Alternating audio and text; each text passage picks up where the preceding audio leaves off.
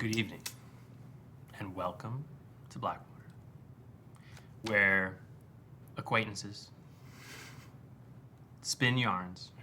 Okay. All right, that's it.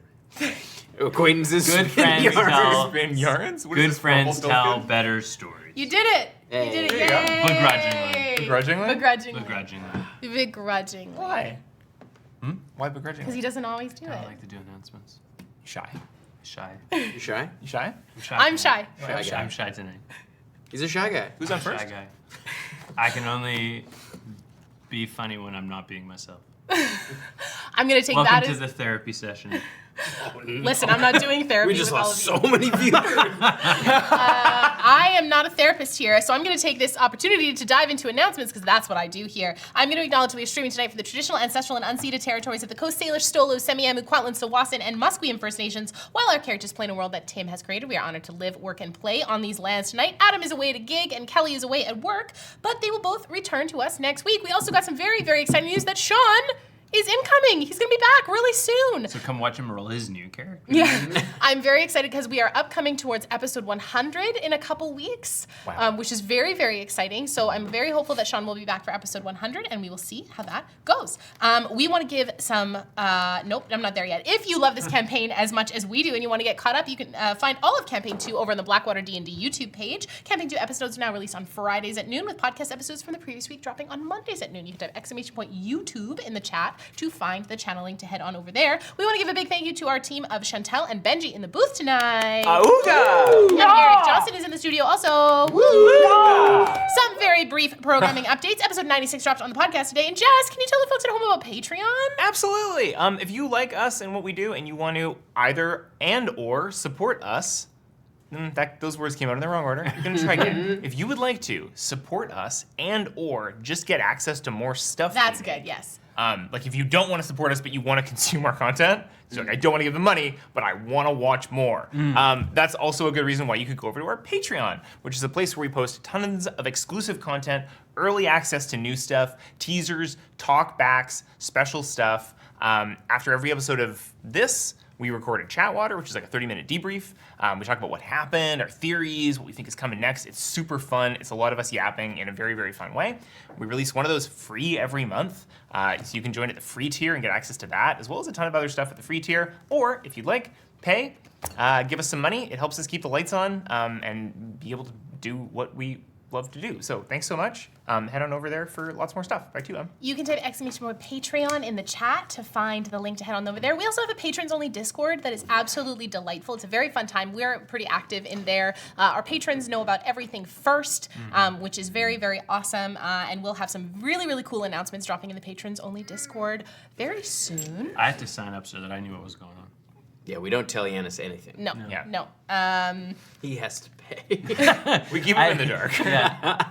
That option for free was not available to me No. when I went to the website. It said, you gotta pay. You gotta pay. You specifically. We do it Drag Race finale style. We record a bunch of false information and send it to Deanna so he never knows what's real. Never knows. Until he sees it come out. Something that is very exciting that we're going to tell everybody about, that you might have already heard already, is we're going to Gamescom Canada. And we are featured special guests. We're so excited to be there. Almost all of us are going. I think Sean is coming too, now that his contract is wrapped up. So That makes all of us. I think that makes all of us Canadians, which is Yeah. going to be awesome. First time. Other First- than- First time. Yeah, first time other than like Fan Expo, Yeah. which is great. So you're gonna come join us in Edmonton on June 13th to 15th it's the biggest nerd con in Canada. If you've been wanting to check out any cons in Canada, this is the one to come to. And we're gonna be doing DM roulette, we're gonna be doing the con shot, we're gonna do our mental health in gaming panel, and if you've ever wanted to play in a game DM'd by Adam, now's your time. He's running 3 sessions of The Mystery of Green Steel, which myself and Adam and Jess all know and have been emotionally scarred from. There are only a few spots remaining, so please head on over. Tickets are $60 a session. It's like 3 to 4 hours of a session DM'd by Adam, who's so incredible, and he's really, really excited. So the links are all in our link tree, and I'm going to drop the link right now because you type !GCC in the chat to head on over there. We're also featured on the special guest page, and we just look really cool, guys. It just looks really awesome. I'm very, very stoked. We are also going to, just as a further encouragement, we are also going to be doing a limited special edition run of stickers. Ooh! Very Shit. unique to the, Canadian flair. So if you want one of those stickers so you can show off and say that you were there, gotta come get one. They're free. Just gotta find me. You gotta find us. I'm gonna find him. I mean, find me first. That's hard. I will never forget that when I was at PAX East last year, I was walking across the con floor with Adam, and someone just screamed, "Hey, Blackwater!" from across the con, and then ran over to us, which was really cool. We love meeting all of you at cons, so we're gonna be doing a time at the Bookworm booth as well. All of us will be there. Hanging out with them. We love the guys from Bookworm so much, so please come hang out with us. All the details will be posted on socials, and once we have times for all of the panels and all of that kind of good stuff, we're going to just be all over the con all weekend. Very, very excited. Huge thank you to Mark and Chris, who run the con, for just being awesome to work with. We also have some special guests that will be joining us for the con shot and DM roulette, so stay tuned for socials for all of those announcements. And now it's my favorite time to talk about God Killer. Holy shoot, y'all! Woo! We won Best Story at the LA Webfest. This is our first recording back after the gala because time is weird. So I just wanted to say a huge thank you to the festival for this incredible honor. I want to say a huge shout out to the folks from 5 GMs in a Trench Coat for winning Best Actual Play Podcast, and folks from the Cleanup Crew from winning Best Cast. I was down there in LA with Gina to accept the award. We had a blast being down there for the weekend. We had so much fun. It was just an awesome time. I almost cried. My dress was really beautiful. It was just a treat. So it's like I couldn't fit this in my suitcase. Adam and I did fly with this back on the plane. Yeah, it's great. So we had a wonderful time being down there. So thank you to the entire LA Webfest crew. I am also going to be emailing the LA Webfest to be like, hey, more actual play categories, please. We should have best performer. We should have best GM, best editing, and all of that kind of stuff. So.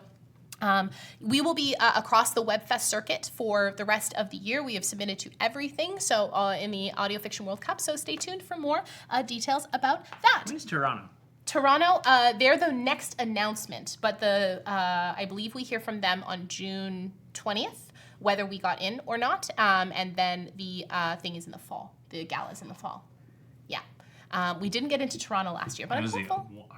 That was the only one we didn't get into last year. Hometown. Yes. Toronto hates Vancouver. It's just It's kind of a thing. It's kind of a thing. Got beef. They, we placed 14th in the Audio Fiction World Cup last year with Oblivion, and I'm really excited to see how Balance does this year. A huge shout out to everyone who was nominated as well. It was so lovely to see a bunch of wonderful folks down there at the fest. If you want to check out pictures of it and my acceptance speech where I almost cried my way through it, that's all on our Instagram as of right now. Balance features the core cast of myself with Gina and Yanis as my God Killers. And we have a stunning crew of guests, including Christian Navarro, Tim Carlson, Anjali Bamani, Christian Carlson, Cody Heath, Luis Carrazzo, Brennan Lee Mulligan, Matt Mercer, and Debria Iyengar.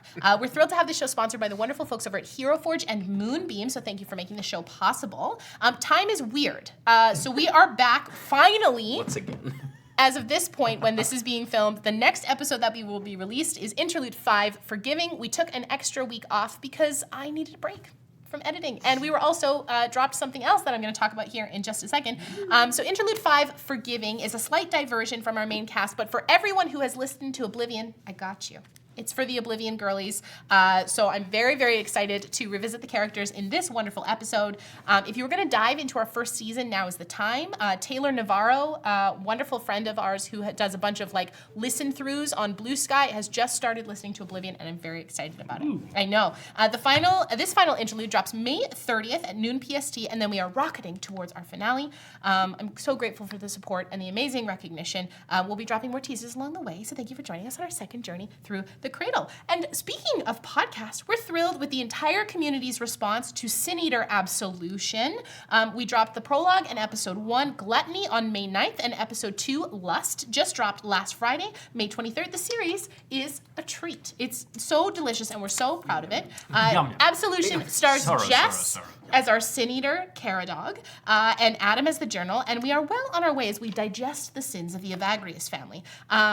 As well, the Kickstarter for Sin Eater dropped today. Woo! Oh my goodness, today. The game was created by our dear friend Anna Casilla, and one of the stretch goals is a full album created by Cy Rutherford. It's 75 minutes of music to play while you're, to listen to while you're playing through Sin Eater on your own. You can type !Sin Eater in the chat to go sink your teeth into the campaign. And our very next episode, episode 3, I'm not going to tell you which sin it is because that should be a surprise, drops Friday, June 6th with our talkback show, Just Desserts, dropping on Thursdays over on Patreon at the Knucklebone tier and above. The first one for the prologue. Did you guys do a talkback for the prologue? Prologue? I don't think we did talkback. Okay, so the talkback for Gluttony is available. A free one. It is at the free tier for everyone who's at, and then every other talkback after that will be at the Knucklebone tier and above. Jess, how was it recording this absolutely delightful show? It was really fun. It was like also really gross. Like it's a show that, and like a system that kind of puts you in.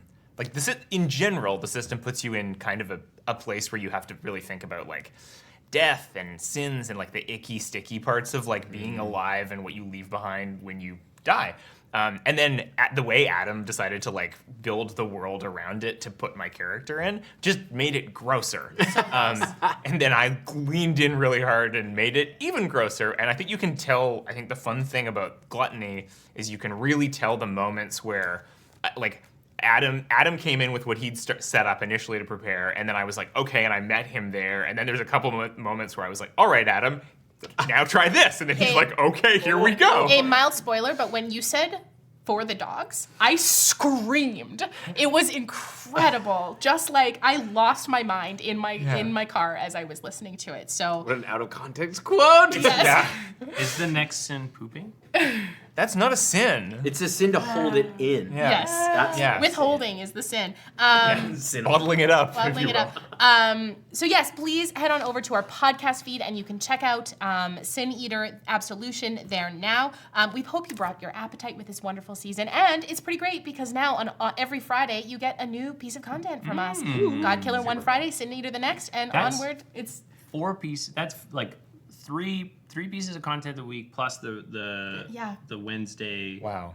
Chatwater. Chatwater plus our Just Desserts, which is the talkback for Sin Eater. And the Wednesday like rerun. Yeah, and now, oh yes, we should talk about that too. Yeah. So we have started doing Way Back Wednesdays. So we started that a couple weeks ago, where every Wednesday we are going back and starting from episode, like the prologue of Campaign 2. We're streaming those now on Wednesdays. We wanted more people to be able to come in and dive into this series, because when you see episode 96 stream on Twitch, you're like, I have a bit of catching up to do. But we want to make sure that it's accessible, and it's just awesome. It's so fun for me to be able to go back and sit and like rewatch all of the episodes and be like, we were just babies. It's so fun. It's a long time ago now, It was right? it was over 2.5 years ago. Yeah. So we've been that's crazy. We did our first episode of Campaign 2 on December 11th of 2022. Whoa. So it's been a while. Whoa. Yeah. Whoa, bro. That's wild. Yes. Whoa. So yeah, if you want to join us, if you already caught up on the series, that's amazing. But if you're just joining us, like, please come hang out with us on Wednesdays. It's very fun to come talk back through the episodes, to come join us. Which brings us finally to our dedicated sponsor for the evening, our very first book promotion. So we were contacted by an author named Alex Knight and his new novel, Wriggly Little Hands. It's a fantasy comedy about a bumbling family of goblins who go on a road trip to save the Dark Lord and accidentally end up doing good at every turn. It's super goofy and very, very wholesome, very perfect for D&D fans who love like the kind of like chaos of a D&D campaign, people who love Lord of the Rings and Discworld as well. The audiobook is narrated by Dory Sachs with additional character voices provided by some of the talented folks over at Sound Booth Theater, including Justin Thomas James, Andrea Parsino, and Jeff Hayes, who narrated the audiobook for Dungeon Crawler Carl, and many, many more. Alex sent me some excerpts from the book, and it reads like a D&D campaign where everyone made intelligence their dump stat. Like it's so silly. I really, really like it. There's very cute illustrations in the book. It spoofs the book. It spoofs. Good book. It's a good book. It's written in German. It spoofs Lord of the Rings and a lot of other fantasy tropes. Some idiot in the middle of it gives the goblins a like rocket-powered wagon. So no fun to be had in the slightest. And while I'm the first person to love a very dark, tragic tale, sometimes you need a laugh, and this book brings that from cover to cover. We've got a package that I was sent to me that looks like a goblin wrapped it, and it said, "Goblins, sorry, have trouble anyway, but packages here now. Sorry, think, which I really, really like. Sweet goblins. Yes. Also, there's chapstick. We have some goblin slime chapstick. Goblin slime. Wonder what slime those Goblin lips. slime, my knows? favorite flavor. Your lips moist and your hands wriggly. We've got some put it on my stickers. Yeah. There's a this is cute. There's a little An like apple? there's a little crossword. What is it? There's Whoa. what else is this? Oh, very minty. Yeah, It says, welcome. if We you're all able need to a read this, then the shout-out. goblins have delivered your copy of Wriggly Little Hands in one piece, or most of one piece, not too burned or overly not on good. Should you enjoy the bumbling adventure inside these pages and want to tell others about it, Wriggly launches on May 27th. That's tomorrow. Whoa. However, the paperback is Oh, minty. Whoa. The paperback is soft launch on May 9th, so you can post a review on Amazon. This is an advanced read copy, and we're very, very excited to go through it. Alex has been so lovely to work with and chat with. I'm also so excited that a book wanted to sponsor our show. Yeah, Alex more books, contacted me please. and said that he loved our show and thought that he was really wanting to help promote us and to all that kind of stuff. Oh, it's like thick too. That's so good. So this is Oh, the book. sick. Cover. That's the wagon. It's the wagon. It's the rocket-powered wagon. What'd that wagon do? It's very, very fun. We have an audio excerpt at the break, so you can hear it. There's also a QR code at the break. So if you want to head on over, you can scan the QR code, and it'll take you right to the Amazon distribution page. So you can also find more from Alex at authoralexknight, KNIGHT.com. So a huge thank you to Alex for sponsoring the show. Alex also writes a bunch of other fantasy novels. So head on over there if you're a fantasy novel connoisseur. And that's it. Grab your tissues, grab your spider milk, grab your jorts and your best friends. Whether you're new with us tonight or you've been with us for ages, thank you so much for your support. It is through community that we can make amazing things happen. Jess is hanging out on her own whole side of the table. We love you immensely. Thank you so much for sitting with us. We hope you feel super, super welcome here. Chantel, roll that clip.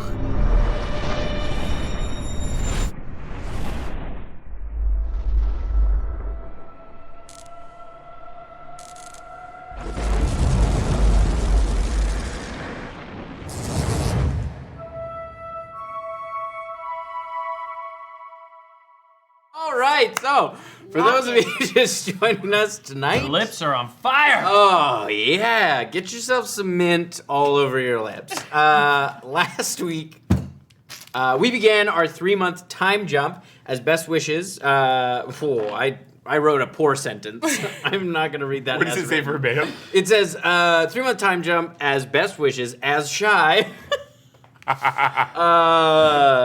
I'm just gonna ignore that. As Shy went with her mother and brother back to the plane of water, where their magical abilities began to slowly recover. Esper lent his expertise to the Taiwanese forces, helping them regain control of the supply line to Kelli. Miri and Blueberry discovered a problem of hinderlings. That's what a group of hinderlings is called. It's called a problem. Oh, that's so funny. So good. In their neighborhood, drawn to Miri seeking guidance and a place to worship, while Thistle made the trek to Gloom Theran, where he began his training with the banded Sombra.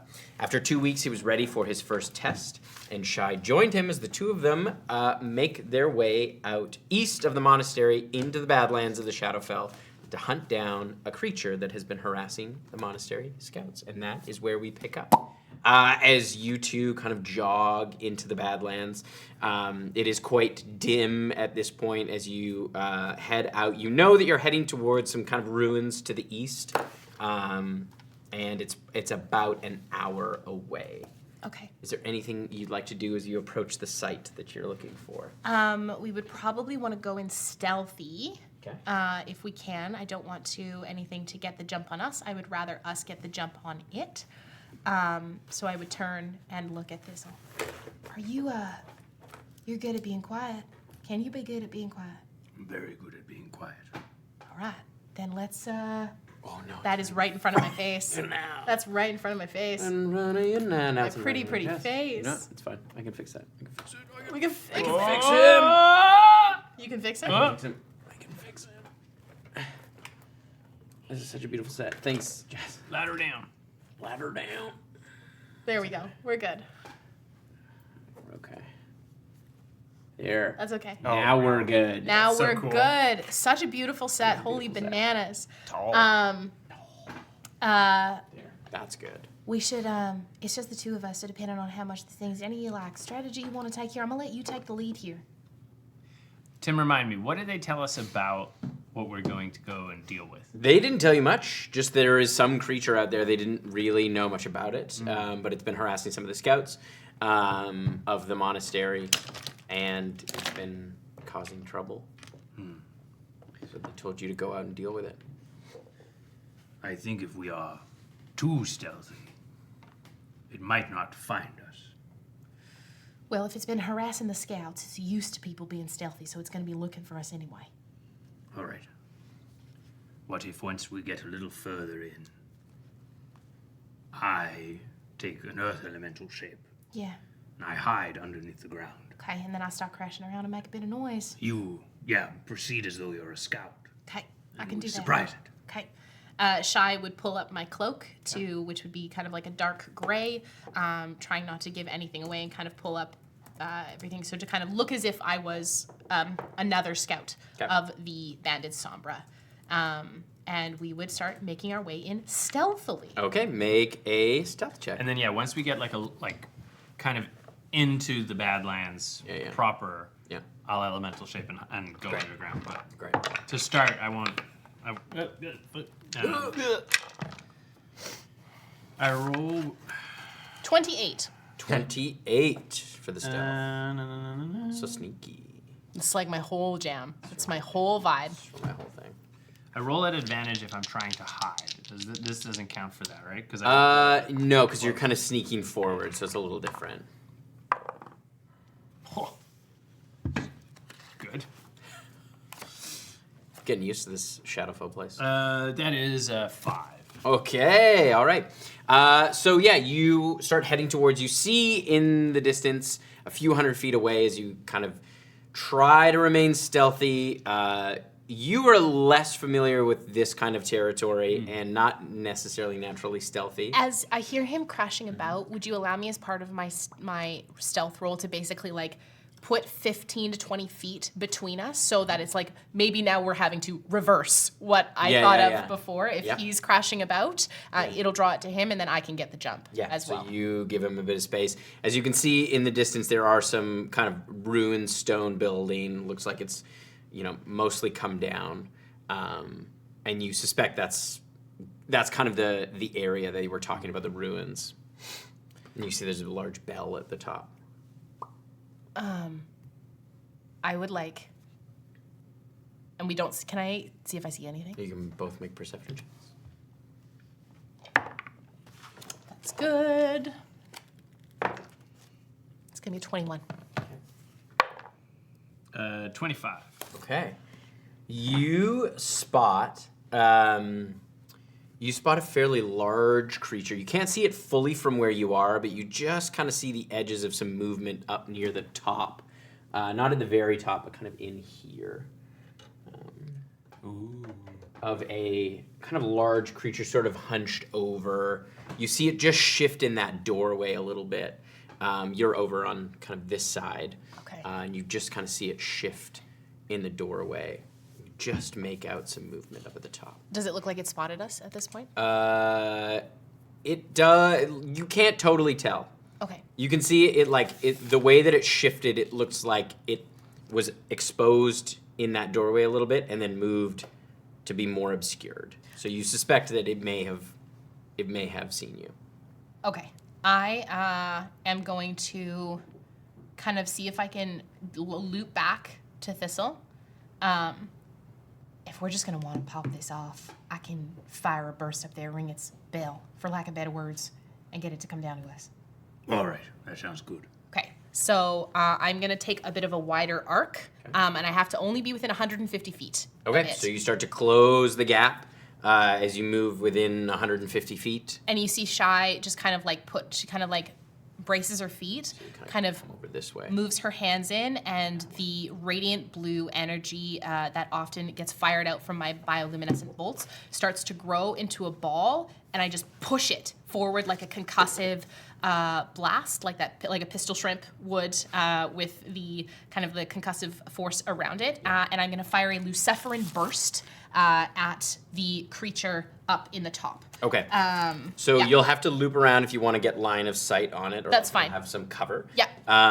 As you. It's an area of effect, so it's a Constitution save. So I don't necessarily need line of sight on it. I just need to generally know where it is. Okay. It's also quite large. It's a 20-foot radius as well, and I'm gonna throw.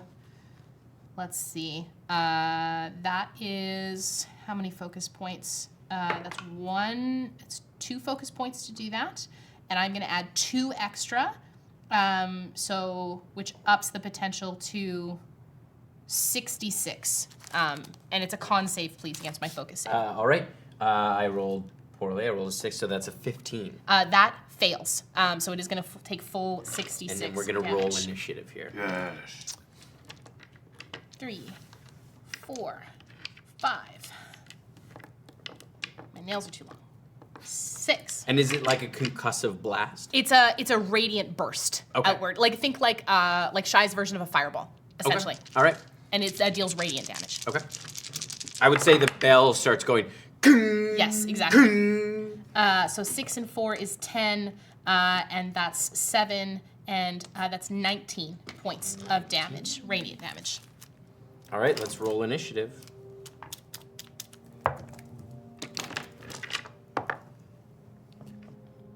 Okay. So 19 for me. 19 for you.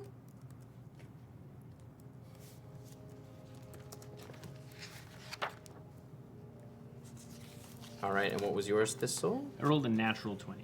Woohoo! Ooh. All right. All right, so Thistle.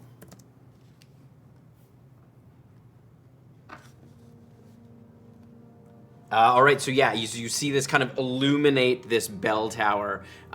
You can see the kind of edges of this building. There's lots of spikes, and you can see a number of skeletons kind of adorn whatever this structure was at some point. They look quite old. Tim, for me, does this look like Hecas? No, it does not. Okay, No, okay. that's farther in. I was like, you said bones. I was like, what? No.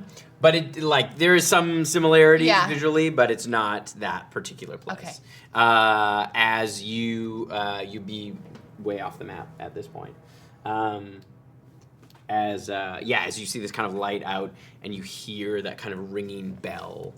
And that's what we want, I think, at this point, is to draw the attention to it. So Thistle, you'll act first. Okay. I am going to, with my action, I am going to cast at 5th level Burning Blood. Okay. For lightning.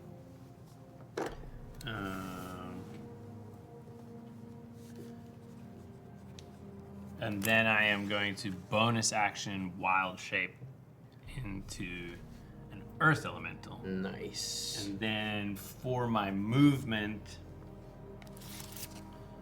I am going to burrow.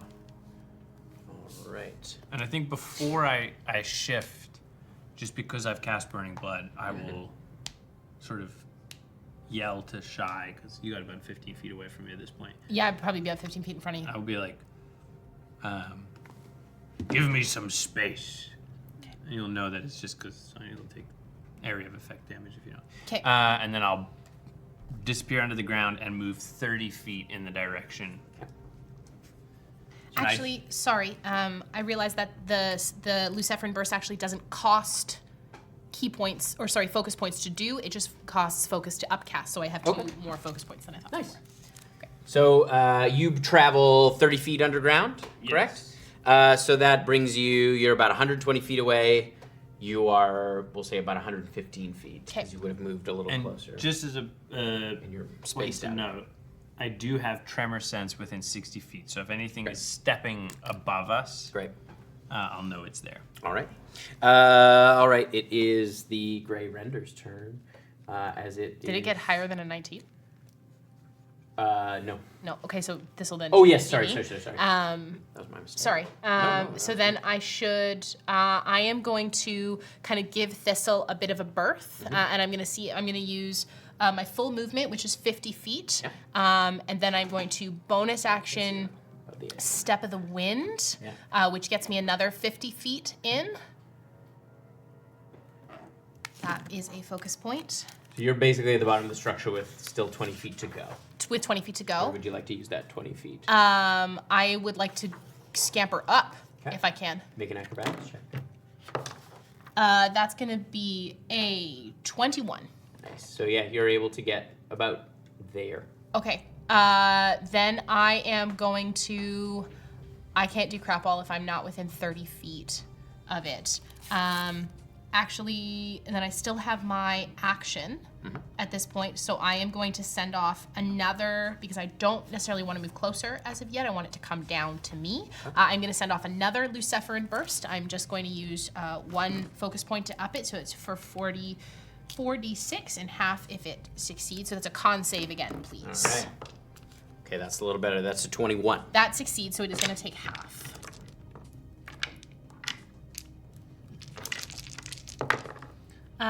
Okay, not too bad. So it is 11 points of radiant halved to 6. All right. All right, it is the Gray Render's turn. It is going to... We fought these before. We did this in campaign 1. Yeah, it's going to jump down on you. Okay. As it lands, I'm going to have you make a dexterity saving throw along with it as the boards beneath you sort of shake.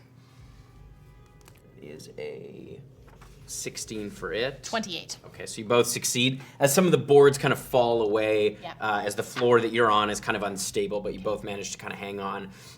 It is going to...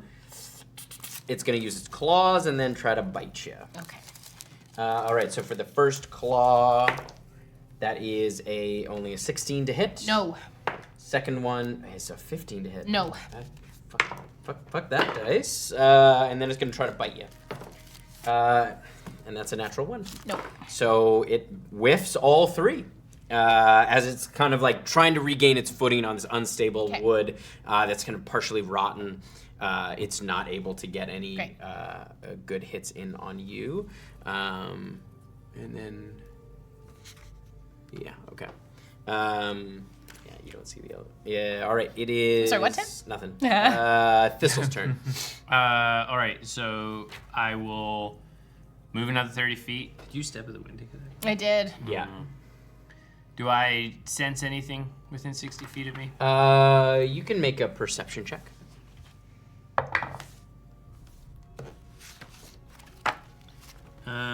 That is going to be a dirty 20. Right at the edges of your tremor sense, you feel like you're picking up on something. It's hard to pinpoint though with this distance because it is like right at the edge. But you're picking up some movement on the bottom. Okay. I don't have any movement left. Okay, that's my turn. Okay. Oh, actually, bonus action, I'm going to activate my Dragonclaw tattoo. Sounds good. Did you want to use your action to dash? Oh yes, Go I guess I another 30? could do that. Yeah, Yeah, I'll move another 30 feet towards where I felt the movement. Okay. So you're about, we'll say you're about there, right at the edge of the map. Yeah, and you sense something kind of in near the bottom. Okay. All right, it is Shy's turn. Okay, Tide Collar comes out, and I am going to attack this the render. I think I'm gonna go. It's taller than me, I'm assuming, and so Tide Collar is just gonna whip out, and I am just gonna kind of use the momentum just to crack it up and underneath the jaw with my first attack. That is going to be so many. That is going to be a 30 to hit. Yeah, that hits. Okay, and that's 1d8 and 1d4. That is going to be 7 plus 7 is 14 points of radiant damage. Nice. Does the radiant look like it's doing all of the damage that it needs to take? Yep. Okay, good. Before you take another one, it's going to use its reaction. Okay. Bloody Rampage, as you hit it, it just like wildly lashes out. Okay. And that's much better. That is a 27 to hit. Yes, absolutely. So that's... that is 11 points of slashing damage. Okay. Great. And then I am going to come in with Tide Collar's second attack. That is going to be a 16. 16 does not hit. Okay, so then Tide Collar goes away. As it kind of lowers its shoulder, it just slams off its kind of muscular shoulder and doesn't seem to do any damage. I'm going to spend a focus point for Flurry of Blows. These are my unarmed attacks. That's not going to hit either with a 15. Nope. That's going to probably hit with a 23. Yes, that'll hit. Okay. And that's just 1d8. Not a ton, so that is going to be plus 5 is 7 points of radiant damage. All right. As you kind of hammer away at this thing, trying to get through, you realize its hide is quite thick. Yes, and I'm going to stay in melee with it. Okay. All right, it is the Grey Render's turn. That one is going to attack you. It's going to use its claws first. So the first one is a 16 to hit. No. I'm rolling poorly. Oh, that's better. That's a 26. Yes. For the second claw. So that's 13 points of slashing damage. Okay. And then it's going to try to bite you. That is another 26 to hit. Yes. All right. That is... Ooh, that's big. That's 22 Oof. points of piercing damage. Okay. And I need you to make a strength saving throw. Nope, sorry. I was just about to say. No, that's that instead. Strength saving throw, you say? Yes. Okay. That's a natural 20. All right. So as it kind of bites down, you feel your knees like momentarily buckle as if you're going to be knocked prone, and then you stand back up and kind of push against it as it kind of reels back and opens its jaws. All right. And then the other one is going to... can't see you, so it's going to it uses its full movement to get and climb up here, and that's its action to dash as well. It was also up on the tower? It was down below. I understand. And it ran up through here and climbed up to there. All right, so yeah, you kind of see out of the corner of your eye another one kind of crawl up the side of the building, kind of looking to pounce down on both of you as well. I just go, Thistle! All You're right. too fast. Don't monk shit, okay? It is back to the top of the order. It's Thistle's turn. How far away am I at this point? You are 5, 10, 15, 20, 25, 30 feet from the bottom of the structure. Yeah. And then it would probably be another like 10, 20. This is about between 20 and 30 feet up. So each floor is like 10 feet. Okay, so if I use my action to dash, I could get there. Yeah, you could get, I don't know if you could occupy the same little thing that it's on, but I will remind you that Oakheart is in its stone form. Yeah. And this is a structure. Yeah. So what I'm gonna do is I'm gonna move 30 feet towards the building. Yeah. In a straight line. Yep. Thistle is behind the mini at this point. I can't quite get underneath where they're standing, but I will just start wailing on the building. Yes. See if I can bring it down. Yeah. Nice. Make some attacks on the building. Woohoo! Okay, so 2 attacks. That is going to be a 24 and a 21 to hit. Yeah, roll that damage. All right, so it's double. It's a siege. Double damage. Heck yeah, let's go.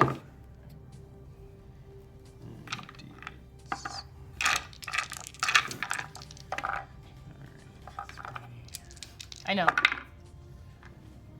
Get it. 16. 24. 34. 41. 49. It's going to be 49 points of damage. Yeah. So as you slam into the bottom of this like corner of the building, you watch as part of the top. I know some of this comes apart right here. No, never mind. You watch as part of the top comes off to the second floor as the building starts to crash down around. I'm going to need you to make a dexterity saving throw. This one's going to make a dex save at disadvantage. Oh, that's not going to be enough. That's only 10. As Sorry? this one falls, I am. this one falls 20 feet It's a all the way 22 for me. down and is pinned under some of the rubble. Heck yeah. You managed to kind of get back. This bottom floor hasn't totally, like this part hasn't totally collapsed, but this part is all kind of falling down this way. This one is pinned under some rubble. Let's see if the other one is able to make it. No, it makes a 10 as well. So some of this gets caught up as well as this one falls down onto the ground prone as well. And I will let out like a massive bellow to try and draw their attention. Okay. All right. It is now Shy's turn. Okay, using my seeing Spin it so the camera can see. that I've got some height on this thing. It's only 10 feet down, right?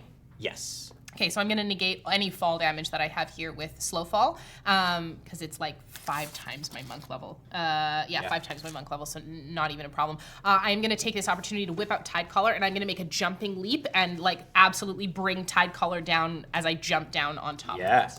And it is prone, so I do have advantage on this. That's attack. right. Sick. And they both took 4d6 worth of 12 points of bludgeoning damage. It's going to be a 26 to hit. Yeah, that'll hit. And this is the one you've been wailing on already, right? Yes. That's great. That's 10 and 7 is 17 points of damage. Nice. And then I am going to take my second attack with Tidecaller. That's going to be a 27 to hit. That'll hit. Not so great on that one. Only 10 points of radiant damage. Tidecaller goes away, and I'm going to spend a focus point for Flurry of Blows. And I'm just going to kick it. Did you just jump down there? Yeah. Okay. And these are all at advantage, right? Yes. Yeah.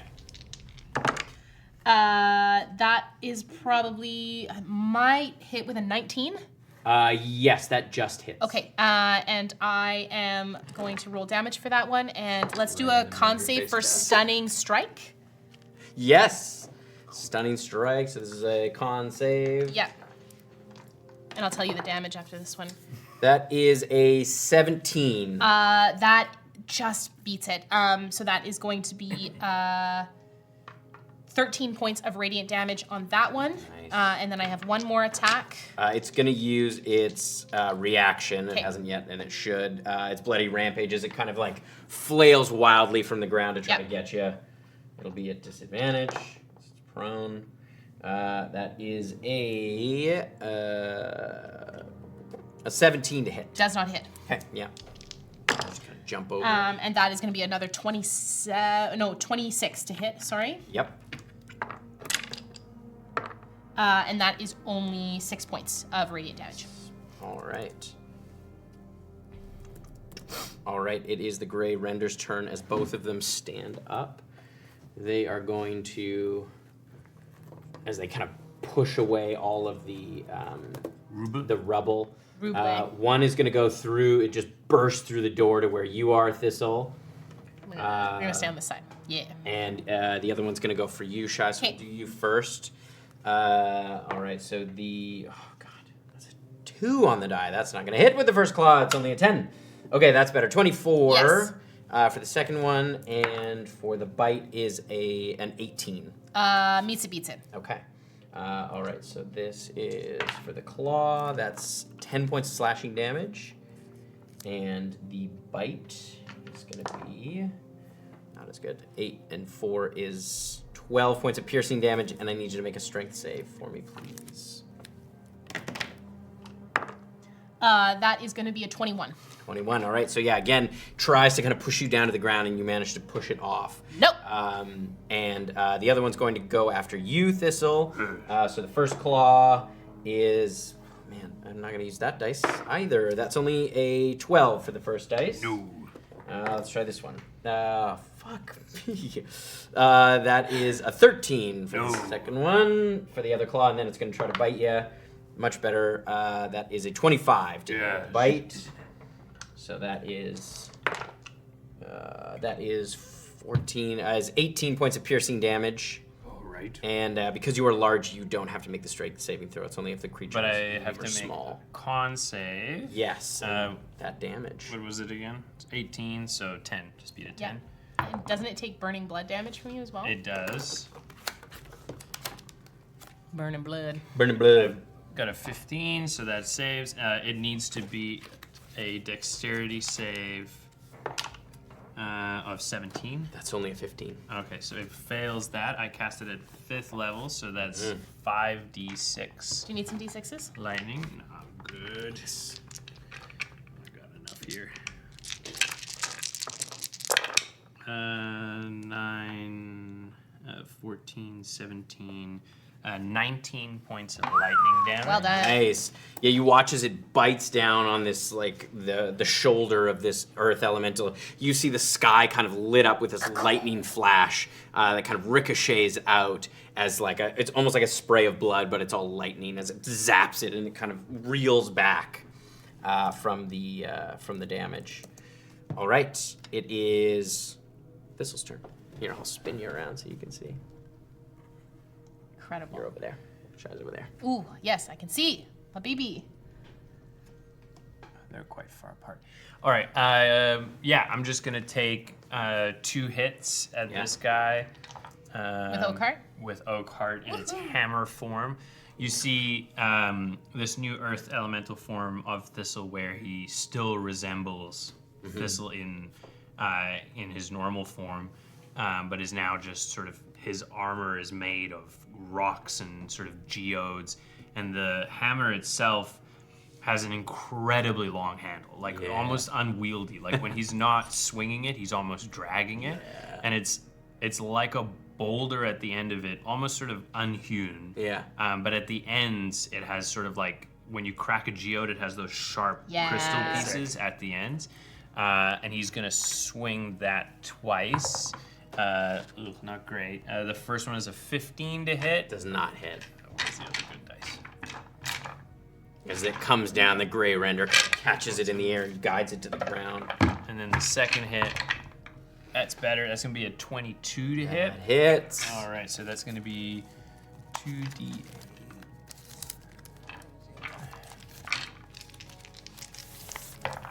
That's gonna be 9. 17 points.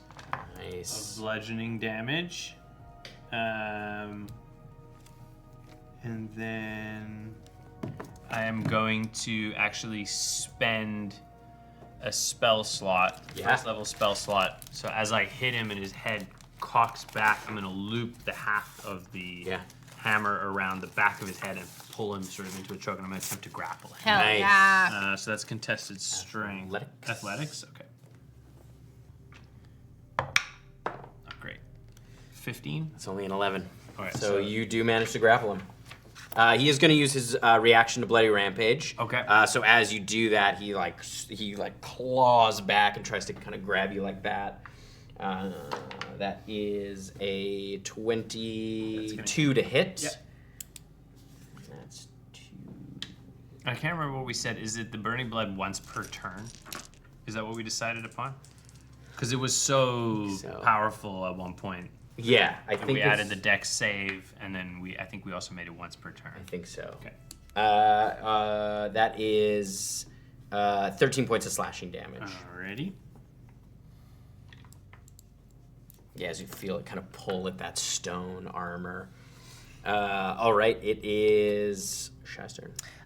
Cool. Okay, I am going to, Tide Collar comes back, and I'm going to hit it. This one's been rolling well for me. That's going to be a 25. That hits.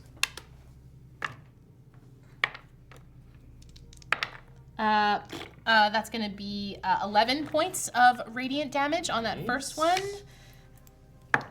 That is going to be a 24. That hits. That's a bit better. That's going to be 14 points of radiant damage. I'm going to spend a focus point for Flurry of Blows.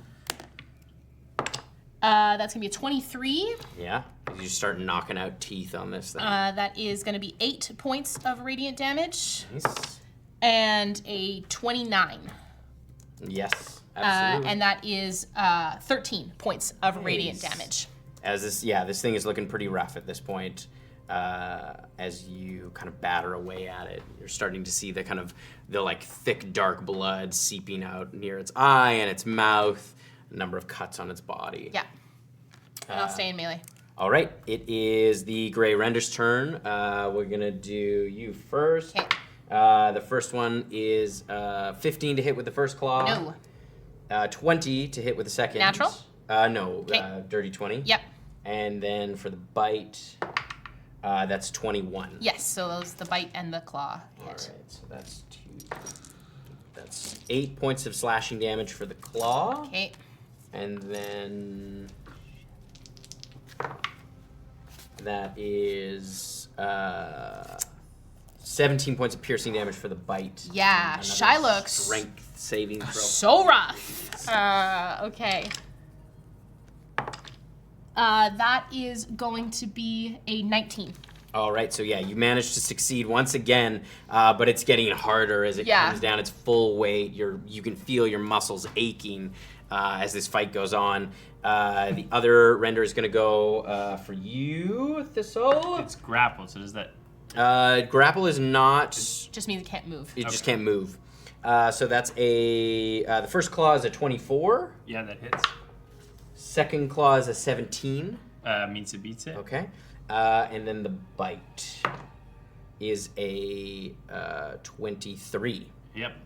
Do the bite first. So it'll take if it needs to make a dex save, which Yeah. I think probably makes it a disadvantage because it's grappled. I I think they failed dex saves think so. Yeah, let me double check on the grapple. because you'd have to break the grapple to get Eric's out of it. shaking his head. Eric knows. 17 plus 4 is 21 points of piercing damage for that bite. Okay. Ouch. And So that's what- yeah, no, it actually doesn't affect dexterity saves, which is wild for this, but it'll make a dex save to see if it can avoid that. But yeah. that is a 2 on the dice, so that won't do it. All right. So that You can roll that burning blood, and then I'll have you make a strength save to see if you don't get knocked prone. I thought you said I couldn't because I'm large. Oh yes, you're right. You're right. You're absolutely right. This set is so cool, Eric. So what? That was all the damage together. No, that was just for the bite, Okay. and then we'll do the claws let's after. think, 6. Oh fuck, that was a lot of ones. Only 11 points. I rolled 3 Okay. ones. 11 points, and then I got to make a con save for that. Where it gets you on the arm with the bite, and it kind of shoots out because you're grappling it. It just doesn't have that same I passed that. immediate impact. Past that first con save, and then you want me to make a strength save? No, because you're large, so you don't have to. That was you We'll were take caught that one. There we go. And then so the damage from the claws is another 12 points of slashing, All right. and then another 13 points of slashing, so 25 all up. 13. All right, I gotta beat 2 con saves. Just at 10. 10, yeah. Where's my con save again? I basically have to roll higher than a 2. Yeah. Oh, 2 beats it. Nice. Yeah. So yeah, as you try, you hang in there as it just digging into your kind of stone flesh. All right, it is Thistle's turn. All right.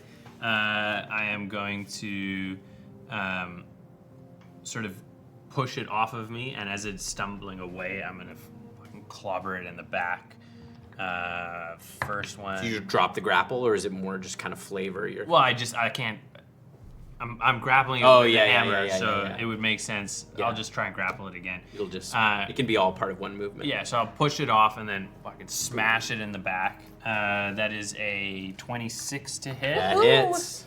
So it's going to be, and then I'll just roll the other attack while I'm at it. That's probably not going to do it. 14, no. No, 14 does not. 2d8.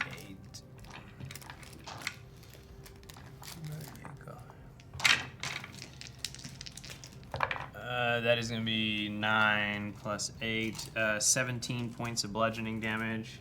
Nice. And then I'm going to bonus action. I'm going to use my 5th level spell slot to convert to health. Nice. Bit of recovery, very nice. So yeah, as you hammer it the first time, you kind of bring it around, and then in your second swipe, you miss, but you bring it around and keep it grappled, so it's still Nice. maintaining that grapple. Well done.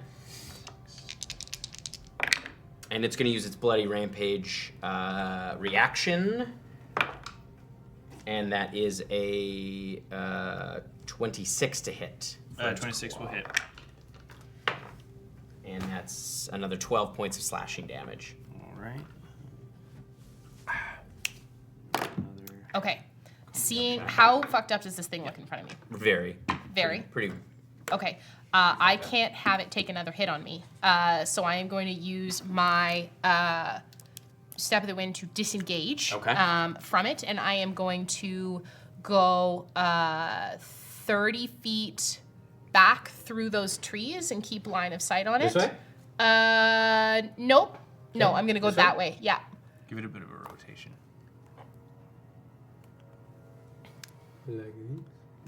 Yeah. And then I am going to fire 2... Frames, Jess. Actually, let's see here. How many focus points do I have left? 5? No, I should keep those. Yeah, I'm going to do 2 bioluminescent bolts towards it. Yeah, as it like swings around. Because I can't have it hit me. That is going to be a 21. Yes, that hits. Roll the damage for that first one. That is going to be 8 points of damage. It's still standing. Okay, and then the second one. Barely. That's going to be a 29. Yeah.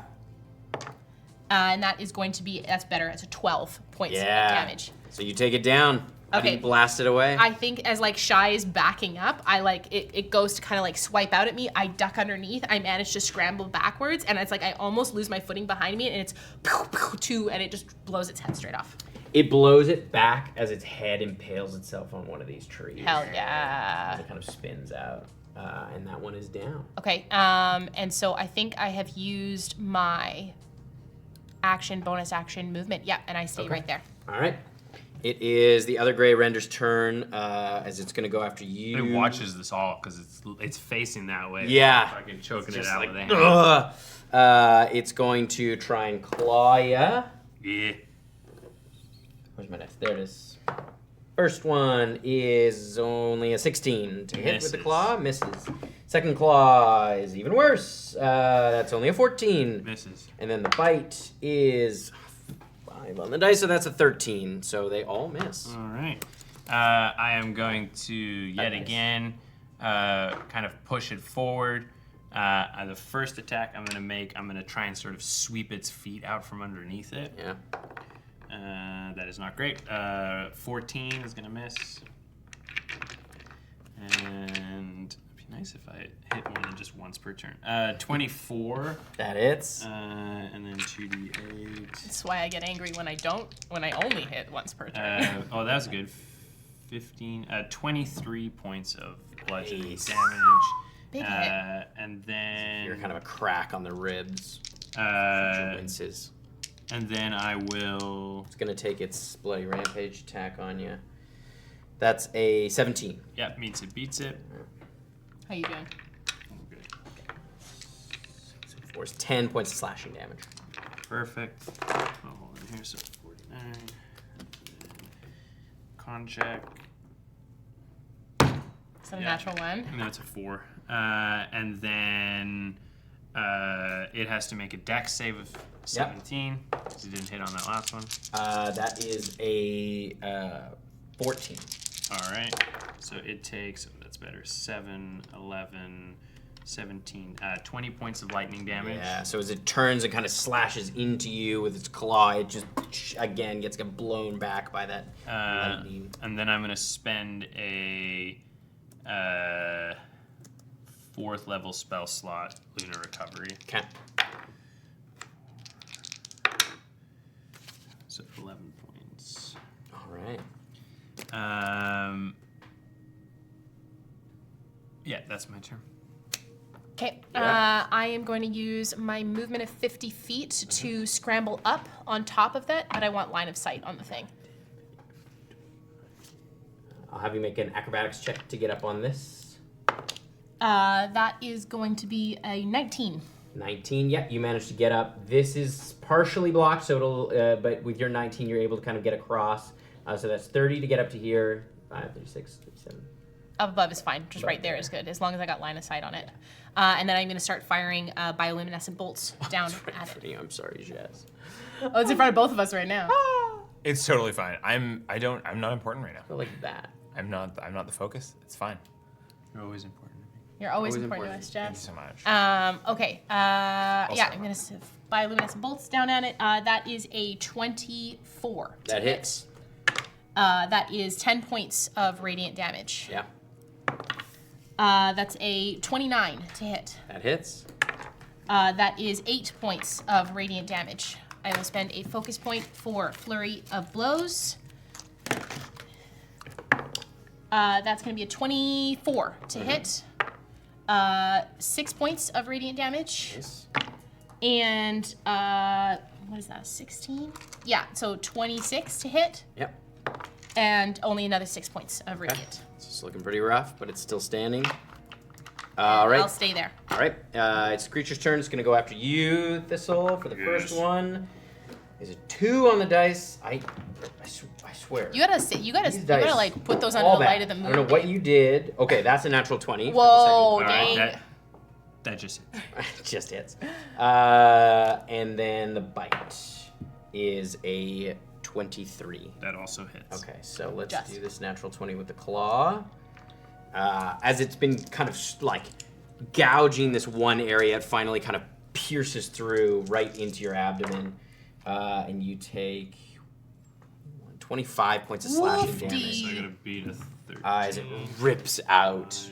You see this kind of spray of blood. And then it's going to... Oh, but double ones on the d12s. Only 6 points of piercing damage on the bite. Devastating. All right, so that's Very sad. Double ones on the d12 suck. all right. For whom? Beat that one. Yeah.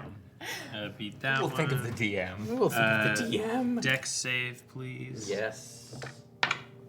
That's a 15. That's a failure. 6, 11, 15, 17 points of lightning damage. All right, how does this lightning take it down? Yeah. I think as it sticks that claw into the abdomen, Yeah. it like electrocutes it from inside. Yeah. It's like it touches a live wire Yeah. inside of Thistle, and it just starts convulsing. That's why its bite is just so weak. And Thistle just holds it as it sort of starts to Yeah. burn from inside. Smoke starts coming out of its nose, and Thistle just keeps it there. Yeah. And then drops the sort of like burnt husk Nice. to the ground. Nice, yeah, as the bite just kind of like, it barely pierces the skin and then it just goes limp as it falls down onto the ground. The bite's probably like an involuntary. I'm on that. I'm on that. Oh, yes. All right, as we drop out of initiative, I'm going to move this beautiful piece. It's wonderful. With you again, Eric. Stunning. Oh. Oh. Is that it? Oh, Hey. Oh, yeah. Well done. Thread the needle. Magic. I would kind of like. Shy looks very rough at this point, and I jog over to Thistle. You doing okay? Thistle would sort of take a moment because he can't speak to Shy. We can speak. You can speak Primordial though, and I understand Primordial. Okay. I would say this into you in Primordial. I am all right. You look hurt. I've been worse. Only because you've been dead. Yeah, I mean you're not wrong. I mean I don't want to rest here, but I wouldn't say no to. I don't know if there's anything else out here, but I think we did our job. I think we can go back. You think this was it? Can I take a perception check? Yeah, make a perception check. Yeah, I'll do one as well. Just because. I don't see shit. You fuck. Your eyes are swelling up. Perception. That's Still looks so pretty. 28. 28. Yeah, you take a look around, and you actually see You just had your filler done. you see someone on the ground. You see someone on the ground, just beyond, on the other side of these ruins. Someone? Yeah, someone on the ground. You can see wearing what look like Bandit Sombra robes. I should go take a look. Yeah. You stay back. No, I'm coming too. And so I A stiff wind could blow you over right now. shut the fuck up. As I Cecil. move over, I'm going to use a bonus action to do Lunar Recovery. Okay. I'll do another 4th level. Because I don't trust you. You specifically, Tim. I'm fine. I trust this Probably person. wise. But It's probably you- wise. I'm fine. 15. Oh, fucking yeah, 30 points. Holy shit. Must be 7, nice. 8, 7, 8. Nice. Yeah, I move over to the figure. Yeah, you can see what appears to be a banded Sombra scout. Is pretty heavily injured, lying on the ground. You're not sure if they're alive or dead. It's difficult to tell. You Shy can go and reaches- take a closer look. Shy reaches, I'm gonna check for a pulse, and Should you be the one who touches it? All right. I'm gonna reach in and check for a pulse. Make a medicine check. That is going to be a 12. A 12. It's difficult to tell. It's if there is a pulse, it's very shallow, but you're not sure. We'll just take him back with us. Yeah. I pick him up and sling him over my shoulder. Okay. The body is kind of limp, and you kind of haul it up on your shoulder. Is he breathing? It's hard to tell. Should we heal him here? I know you can only do this once or so, but why don't we heal him? And then maybe we can rest, give him a minute, and then he can walk back. If I drop my form, I won't be able to take it again. You're also competent out of it. All right.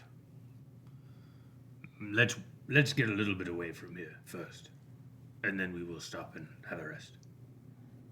If he dies between now and then, You want to stop here where we just had the fight? All right. I lay him back I just down. don't want someone to die, Thistle. All right. I'll lay him back down and I'll drop my form. Okay. And I will put a 3rd level healing word into him. Okay. 1d4. So what's 3d4? Yeah. You can see those large kind of gouges. And I would probably stay about 10 feet back behind Thistle as he's doing this, and keeping an eye out.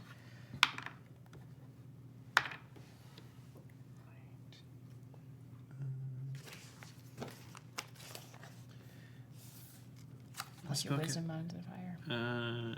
So that's 8. 17 points of healing. Okay. You watch the eyes kind of flutter open just a bit. They seem pretty out of it. He's kind of in and out of consciousness, but you see the breath kind of rise and fall a little bit stronger. Okay. And then I will put a 4th level into Shy. Thanks, friend.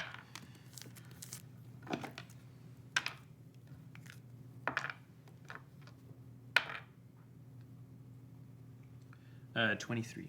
So nice. See them kind of like instinctively sort of reaching out. You can see their spear is broken kind of nearby. I would jog over and pick up the pieces. It's all right, friend.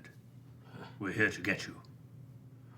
I would kind of not gesture to, but make the torque on my arm very don't have them apparent. yet. Oh, I thought we got gifted them before we left. No, we didn't get. You see them in the tree. She showed. Oh, that's where right. they're hanging in the tree, branch. Sorry.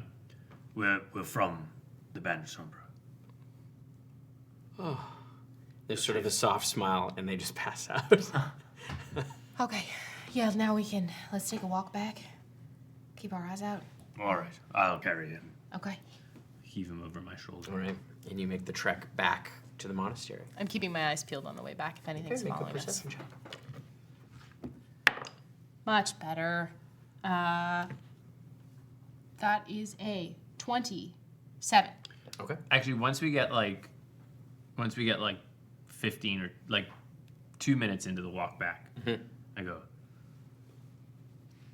This is taking too long. I want my jewelry now. and I'm gonna walk up to one of the trees and I'll cast Tree Stride to just a tree that's in Nice. the courtyard. Sure. You see before you go, as you kind of look around, the only thing that you see are some ravens in the trees nearby. But other than that, nothing else. Do they look shifty? They're ravens. Hey, I own a raven. Well, I'm friends with a raven. I don't own Spree. These are They're all visual. dark ravens. In color, they're dark. Not like, in like hair swoop. Yeah. This is M. Where not are trusting. ya? Yeah, exactly. Okay, I keep an eye on the voids, You and can then see a number of them just kind of in the trees. And the more you look, the more you see them. They like. Oh, I don't the like more that. you start to spot, like they blend in very well. Do you point Raven this, essence. do you point this out? I I think I look at Thistle as we're about to go through the tree stride. I much prefer your raven to them. Oh. Hello, ravens. Just kind of like see them, some of them turn their heads. What brings you here? They just kind of look at you. I'm gonna cast Animal Friendship on one of them. I was gonna say, we have tree stride up. We're gonna lose it, aren't we? Well, I assumed that this was happening before Before I you cast okay. You're about to, and then Shy's like, wait, there's all these ravens. I think it's like I'm about to put my hand on the tree, and then you're like, I don't like these ravens, and I'm like, so Okay. pull out a little bit of food, and I'm going to cast a first level Animal Friendship on the nearest raven. Okay. The nearest one is in a tree, maybe 10 feet away. As it kind of looks at you.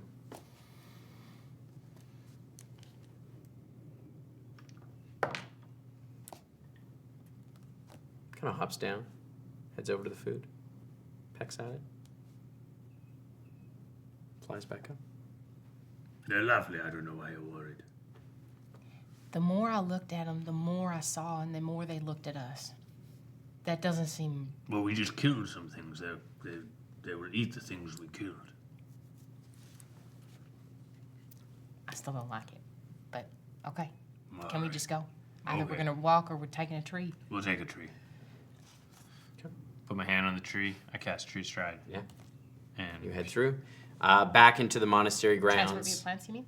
yeah, that's the one. You head back into the monastery grounds, and you see there's kind of a few of the umbral arborists out tending to the gardens as you come back with this scout. I would look for Errol. Yeah, Errol finds you pretty quickly. You're back? Yes. We found someone out there. It was We quick. dealt with the beasts. Beasts. Two of them. I see. I'm sorry. I didn't realize. There's No. nothing. Look, not even hurt. Meanwhile, Shy is like covered. Like I'm healed a little bit, but I'm still covered in blood, and my nose looks broken. Shy slew one with her bare hands, Wow. and I slew one with rock hands I see. and a hammer. Here, I will take the scout. That's Akil. He kind of picks up the scout and hands them off to some of the other umbral arborists who take them inside. Well, it seems like you've passed your first test. Thank you. Come. Okay. And Adrima meets you out by the tree. You can see she's there. As she pulls off the 2 torques from the branch, she gives one to each of you. Put it on an armband. Thank you. You're This- welcome. This is an honor. Thank you. You're welcome. I hope you come back and continue your training. I plan to. Good. How big is this torque? Is it Thistle Goliath arm size? It's or is been it like- made to fit you. Oh, okay. Yeah. Because I was gonna say if it was human arm size, he was gonna wear it as an earring. No, it seems like it's been sized up specifically for your. Does it have any sweet things on it, like engravings? Yeah, so it's this kind of dark metal, almost like a dark iron, and it's been inlaid with the almost like a silver inlay of the willow, it looks like a willow branch. So it doesn't glow or anything, but when it catches the light in just the right way, you can kind of see the sort of ripple effect of that willow branch that kind of goes around, kind of represents Gloomtharan.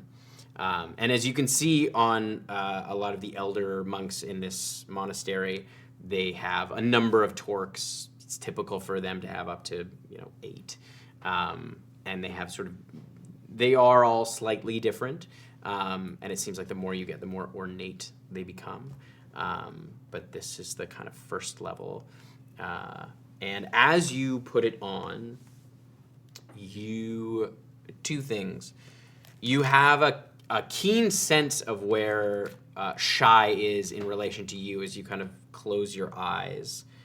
You sense where Shy is without necessarily looking at her. And Shy, you feel the same kind of way as you're sort of taking in this moment, and you naturally close your eyes, and you have a very clear sense of where Thistle is in relation to you. And the other thing that you sense, not necessarily you, but you also, as you stand next to Gloomtharan, there is almost like a pulse that is somewhat familiar to you as times you've reached out before to kind of connect with hearts of the forest. But this pulse, you get a sense, a glimpse of those deep roots of Gloomtharan and how they pierce through the planes and weave together multiple planes, and how these roots from this tree that isn't exactly like a tree that you would find in the natural world, it's somewhat different, but you start to get a sense of how these roots kind of hold all of these planes together. And at some point, right at the edge of your sort of feeling of this, sensation of this, you see where they start to intertwine with the roots of Thalbask. I look over to Thistle. Well, at least if you run off now, I know where you've gone. I know it was my first thought. No, You're not sure how far that distance extends. I mean, Figure you it can't out. take it off because that's an honor thing. I know. Is there a name for the first level that we are currently at? Do the levels have names? No. No. We tend to refer to them as initiates, but it's not a formal title. So I suppose you'd be an initiate All of the right. Banded Sombra. Can add that to your ever-growing list of epithets. That was the plan. Do I get to wear the belt now? Was that not yet?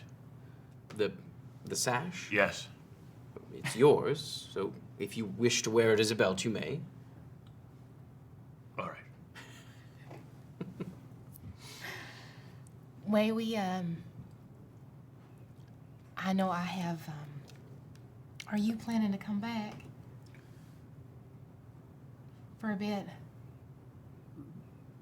Back to the material plane. Yeah. Yes. I believe this is about as much time as I can give this at the moment. But I do hope to return to continue my training. We would like that. Yeah. If, I'd be honored to come visit again, if I could. Please do. I will, thank you. It's been very lovely meeting you, Errol. I have to go run a kingdom now or something. You do have to do that. May we take a little bit of time to rest? I'd rather not do interplanar travel as I am right now. I You're can take welcome us. to stay the night. Your quarters are still there, and I can escort you back to Sigil in the morning. Oh, I can take us. Oh, you can take us now.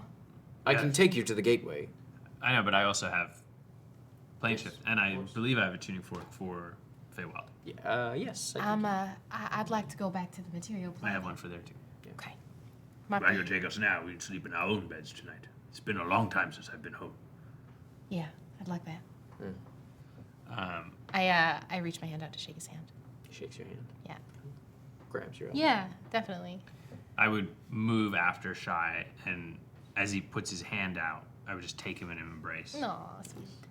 Adrima comes over as well and gives you a hug. And she tucks in just a small catkin from the willow of Gloomtharan. She kind of tucks it in the edges of your armor. Thank you for everything, for having me. Of course. It is an honor that you have welcomed me so. Don't be a stranger.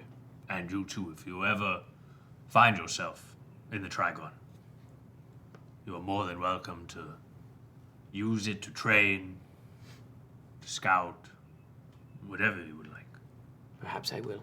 I know It there was a time where the Wardens and the Banded Sombra were closely connected. Yes. It's been a very long time. And I have not been back to the Feywild since I was a girl. Well, I hope to reestablish the Wardens. And if you wanted to help, make sure that they were up to snuff. Your guidance would be greatly appreciated. Can't have an initiate trying to teach them. You're right. Perhaps Errol would be up to the task. That would be fantastic. She kind of looks over at him and smiles. He nods.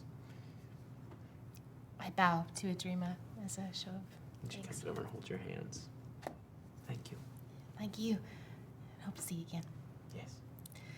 Okay, you ready? Yes, let's do it. Okay. All right. As you plane shift back home, Take her hand, and I take the tuning fork, and I boing it on her forehead.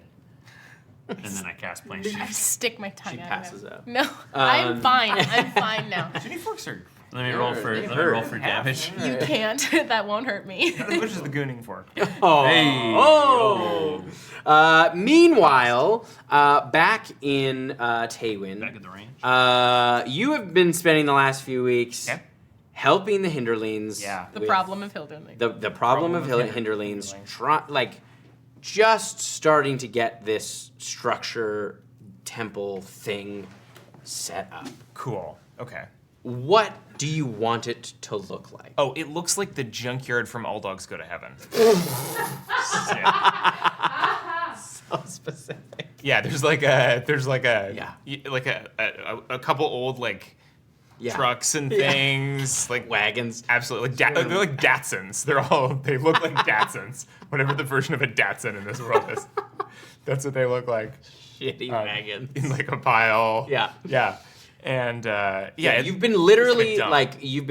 scavenging and having them scavenge for junk Yeah. that people have just left out in alleyways. Yeah. And they have brought it in to fashion this junkyard temple.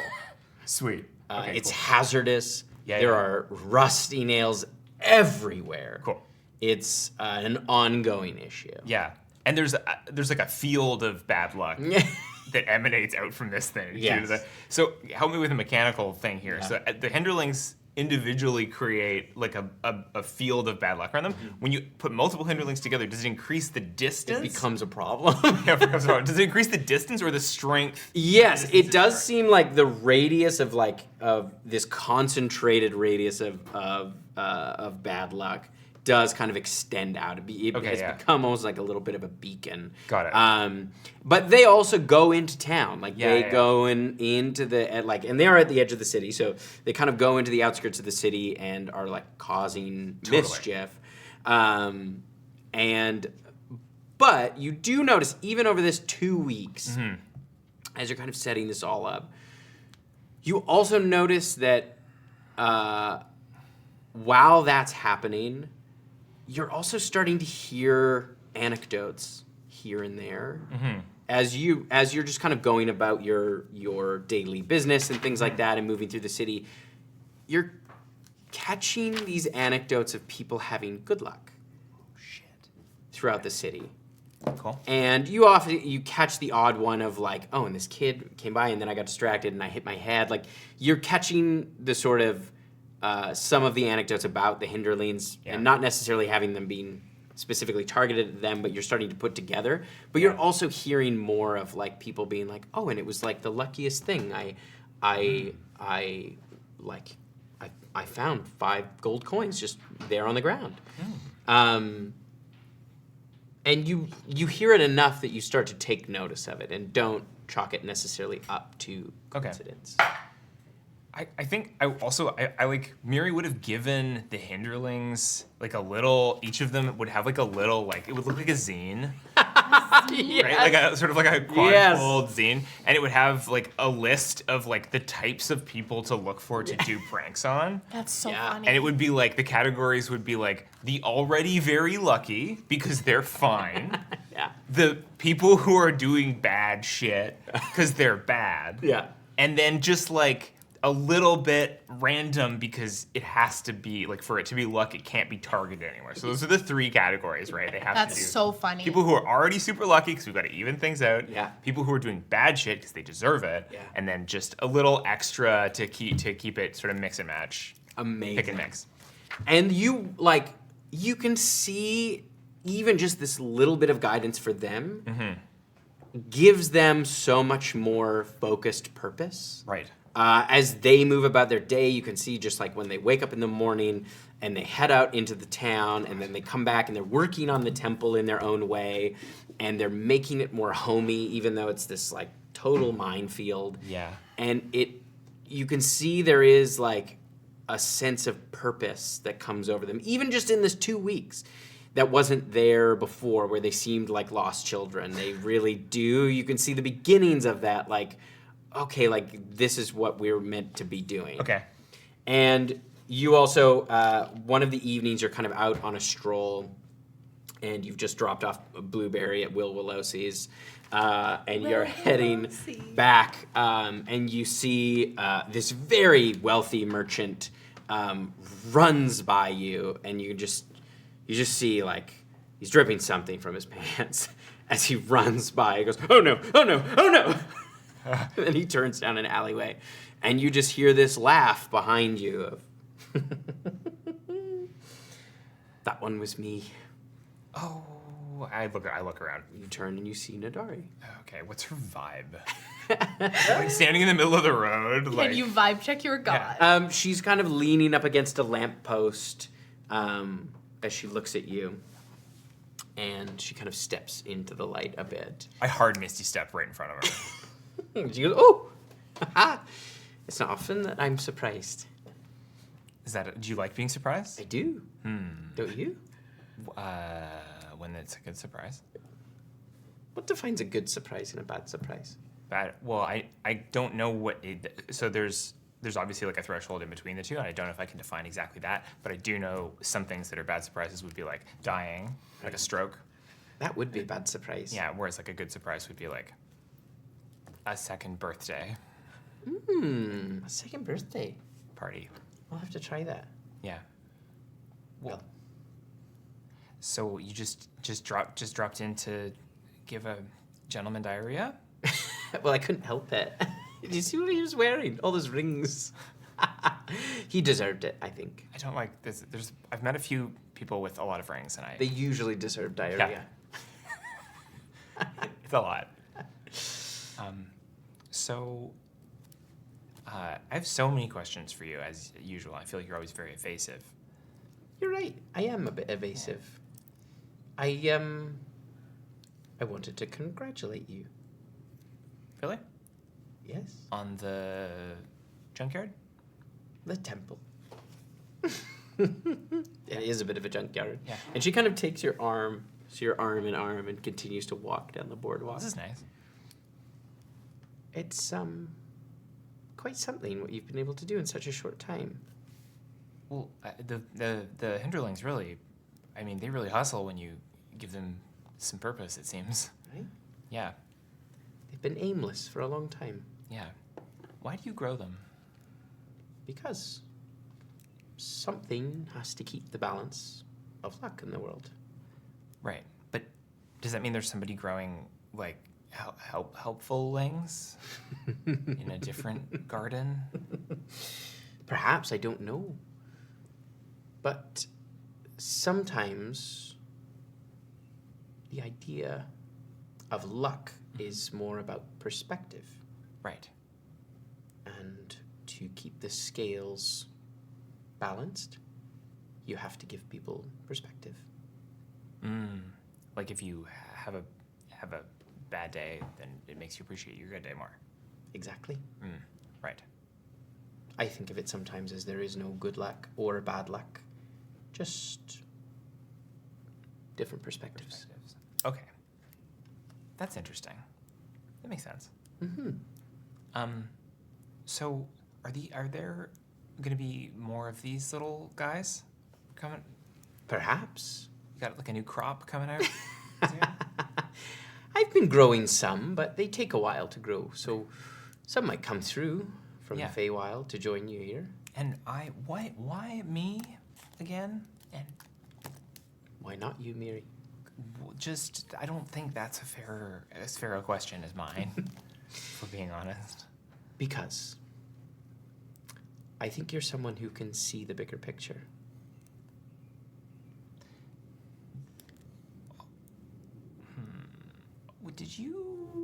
When did you find me?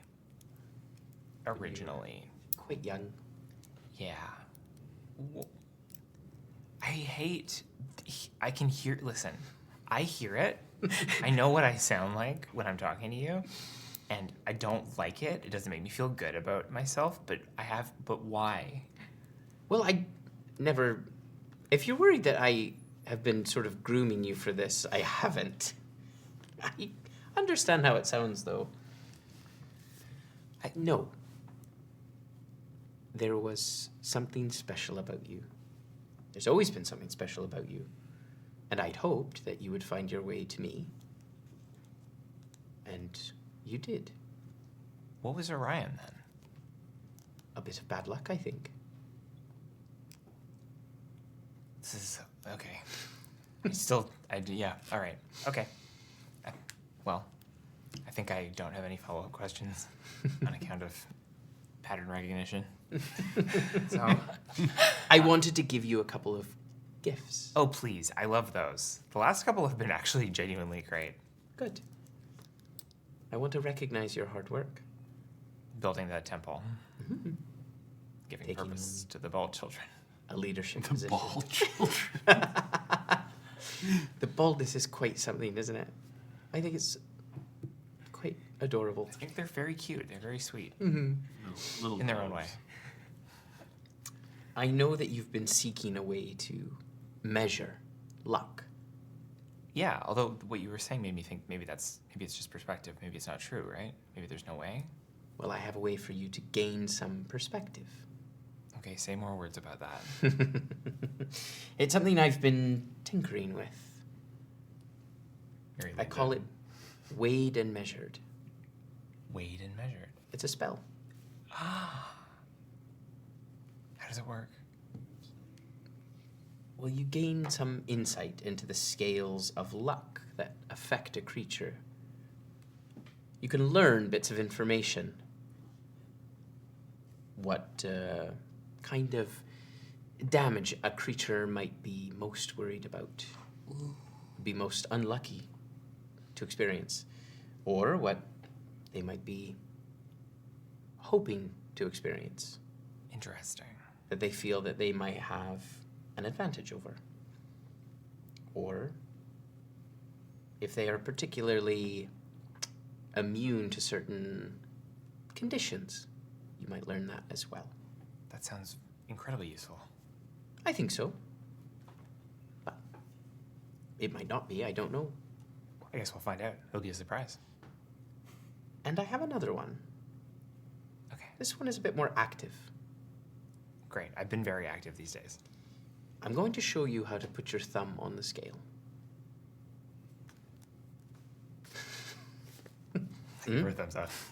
She goes, and she kind of presses down. That's how you cast it. That's part of the motion of casting it. Yes. Okay.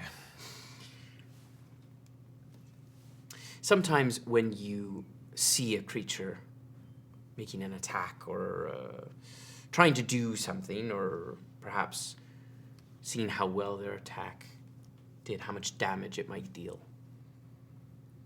you can try to put your thumb on the scale. Now, as with anything with luck, it may not go your way. Of course. The creature will have an opportunity to see if it can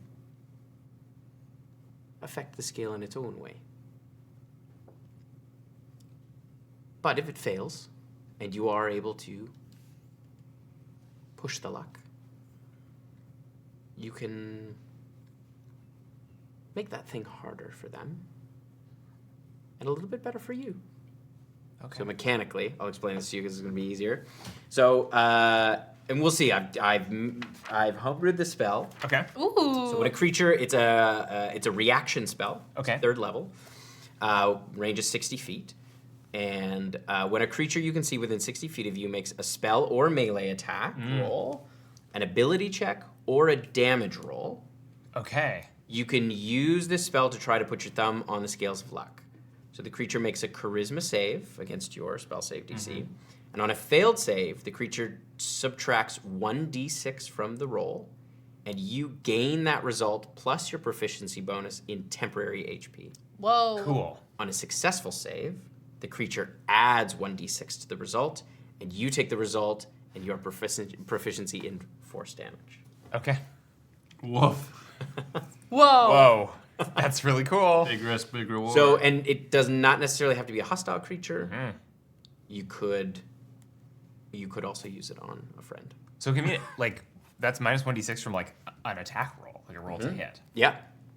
Or potentially plus 1d6 if they're successful on it. Or to save, yeah. Yeah. It's not on saving. Not on saves. Not on saving throws. Okay. We might add that Ability in. checks. We'll see. Yeah. We might add that in. I was debating whether or not. Okay. So we might, but for now it's spell attack or melee attack. That's so. fun Or spell. ranged. It can be any. It can be ranged. What's it called? It's called Thumb on the Scale. On the scale. So yeah, it's any melee, ranged, or spell attack, Okay. ability check, or damage Tots. roll. Okay. Yeah. Tots. Okay. That's extremely cool. I hope. Yeah. I'm. Thank you. You're welcome. Is there something like? Do you have like an end game kind of? Not An end that's the game? wrong word, but like, what do you like? Is there something you want? Like, would you want to like? I like that. Sorry, I like that. I keep running into you and some sort of trying to ask you for your help and getting information piecemeal. Also, I'll just throw it out there that if you ever want to like sort of loop me into like what you're thinking about day to day and like what your like hopes and dreams are, I would love to like know more and help.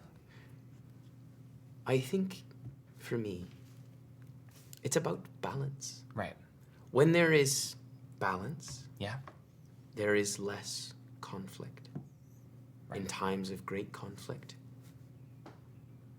the scales of luck become unbalanced. And people turn to more dangerous and dangerous ideas to try and tip the scales in their favor. And I worry that something is coming. And in those desperate times, people will do dangerous things, all for the sake of changing their fortune. Okay. So it's up to us Sure. to try to keep the balance, Okay. to maintain peace. I like that. That sounds like a purpose. I think so. Okay, I needed one of those. And if times do get there, your job will be to remind people that even when there is great ill fortune, good fortune is sure to follow. We do that with perspective by making them fart. I understand. Sometimes with humor, It's all becoming clear. sometimes reminding them that things always look better in the morning. Okay. I like that. Can I have some money? What do you need money for? I need to. Okay, so the Hinderlings have been asking for some activities at the temple. And the best idea I had is kind of expensive because I need to cast Glyph of Warding quite a few times. Right? And that, I don't know if you probably know that spell has somewhat of a material cost to it. So I was hoping until we have the opportunity to start, can't believe I'm saying this, charging people to enter the temple and experience misfortune, I could use a little seed funding, like some Series A, to get me to the point where I can set up the Room of Chaos. All right. Well, I think you stepped in something, dear. Oh, And you look down, and you have stepped in shit. And you also see that there is a ring next to it with a big diamond in it. oh, cool. Okay, thank you very much. You look back up, and she's gone. She's everything. My shoe is covered in poo. Covered in Tim, is shit. she a redhead? No, she's got kind of like strawberry blonde hair. Okay, So, so she's not Marita from Brave. No. You could change your face. Hey. Would ya? Okay. Yeah, as you literally see what kind of a hefty Great. ring that looks about like it's probably worth 200 gold pieces if you crush up that diamond. Okay, I head off right towards the temple. All right, and that's where we're going to take our break. Hey! Great. Someone on YouTube said that Nadari was in her brat era, and I'm so here for that. That's so funny. It's so deeply. Amazing. Okay, we are going to see a promo for Wriggly Little Hands, our wonderful sponsor of tonight's episode at the break. It's an audio snippet from the audiobook. So very, very excited to showcase that. You'll see it once at the beginning of the break and once at the end of the break. Also in that little video promo is a QR code, and you can scan that, head on over, and get all up for the Amazon pre-order, and go get your Wriggly Little Hands on this wonderful book. Before we go to the break, I just wanted to throw this. I'm gonna will this into the world. Sure. I want everyone who's watching, every single one of you, every single one of the fans who tune in regularly, you all need to go and you need to whatever they call tweeting on Blue Sky, because I don't know if we Skeeting, right? Skeeting? I'm sorry, what? Sky. Skeeting. You need to go and skeet at Sleep Token, because I want to run a Sleep Token one-shot with the band members of Sleep Token in their outfits. They would be perfect for any sort of D&D. I would die. And the only way that's going to happen is if our fans harass them into submission. They don't do interviews. They're not going to come play Dungeons and Dragons. They might. We skeet at them. We skeet at them constantly. Look, They might. Or they'll block us. I mean, either way. Listen, either way, we'll be on their radar, and that's step one. You heard it here. I need all the gravel boys to fucking fall in line and start skiing. Mobilize, gravel boys. I have been listening to Even in Arcadia on repeat They would since be it dropped. so good at D&D. It would be such a fun game. I would pass away, Yeah, I think. exactly. I would pass away. So, skeet, motherfucker, and let's get it done.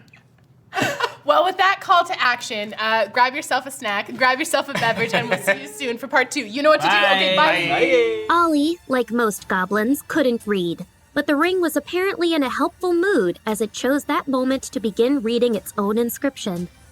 A whispered, echoing voice seemed to creep from every crack and crevice, to bubble through the black swamp water. It crawled up Ollie's body with pointed claws, scratched at his neck, and finally squirmed into his ears like a foul, wriggling creature from some dark and wet cavern. Property of the Dark Lord Sorusomo, Master of Deceits, Corrupter of the Just, he who even the shadows fear. Trademark. The ring said, If found, kindly return to Doomsday Mountain, Suite 3, Citadel of Shadow and Sin, Kingdom of Darkness. Reward offered.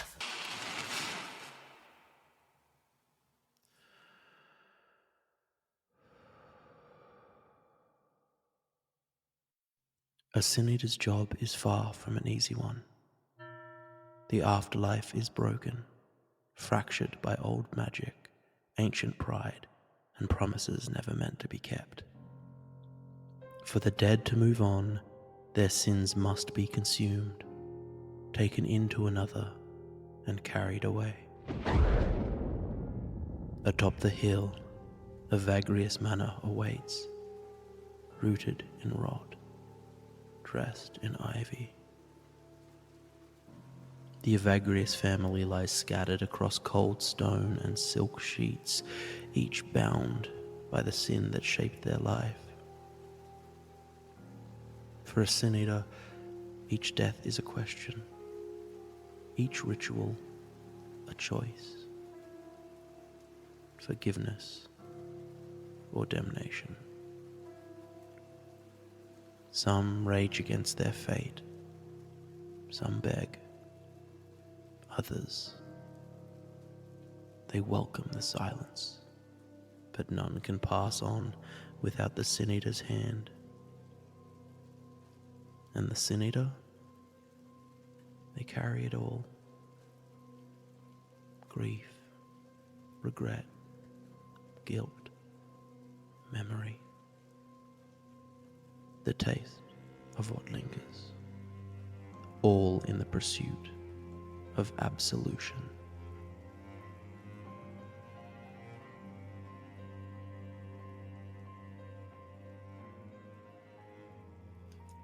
I know that when I do pass along these notes, I will cease to be.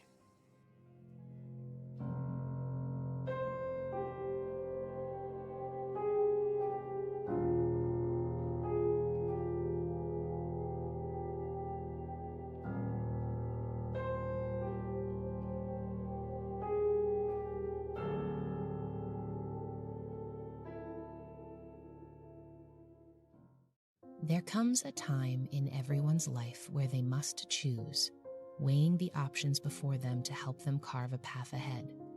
These decisions are often fraught and complicated, especially when the allure of power sits just outside your grasp. What would you do if told that you were meant to change the world? Would you carry your title proud and strong? Would you eschew your role, shying away from your foretold purpose? And how do you do that if it means challenging everything you thought you knew about your morals, your heritage, and most of all, the way you love? With the great divine war just behind us, we find two mortals on the cusp of divinity, grappling with what it means to be truly human, deeply flawed beings in a deeply flawed world on the precipice of the unknown. I'm Gina Susanna, and I'm playing Ever Halassian, and I'm not the God Killer. I'm Yanis Vessels, and I'm playing Rake, the Void in Flight. And I am not the God Killer. Not yet. This BlackwaterDnD podcast series is Balance. My name is M. Carlson, and once again, I'll be your god, or your game master. While this game is still a duet, we've decided to expand our horizons and broaden the universe of our cradle, and we'll be welcoming new voices to our table as beloved characters throughout the story. This tale takes us back, long before the end of the universe, to a time where we begin to explore and understand old divine wounds that run so very deep, and what happens when love is caught in the middle. So bring your talons, your incense, and your family secrets, because you're going to need it. God Killer Balance, sponsored by Hero Forge and Moonbeam, comes soon to wherever pods are cast. Until then, heretics, be safe.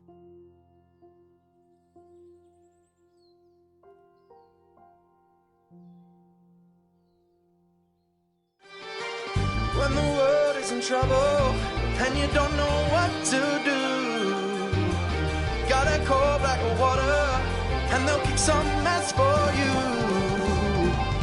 So pull up a chair because you're welcome at the table. Come watch us save the multiverse. So turn up the TV and come watch some D&D. Blackwater, we'll roll some dice for you.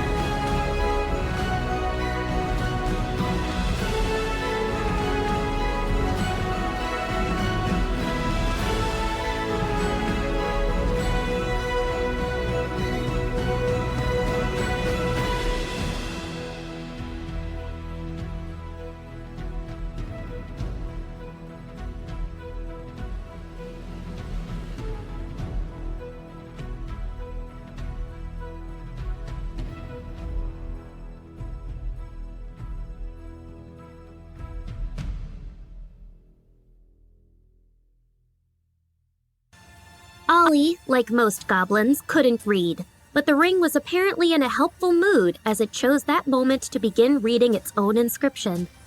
A whispered, echoing voice seemed to creep from every crack and crevice, to bubble through the black swamp water. It crawled up Ollie's body with pointed claws, scratched at his neck, and finally squirmed into his ears like a foul, wriggling creature from some dark and wet cavern. Property of the Dark Lord Sorusomo, master of deceits, corrupter of the just, he who even the shadows fear. Trademark. The ring said. If found, kindly return to Doomsday Mountain, Suite 3, Citadel of Shadow and Sin, Kingdom of Darkness. Reward offered. All right.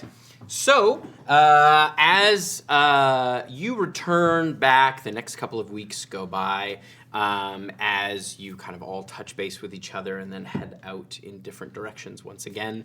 As Thistle, you head back to the Feywild to make your way to the Moonlit Glade to visit the Moonlit Prince. And while that is happening, Shy, you take advantage of the road to Caligai being open, and you start making your way up to Caligai and then into Yoren, to the kind of would be the western, northwestern corner to where Sidon is.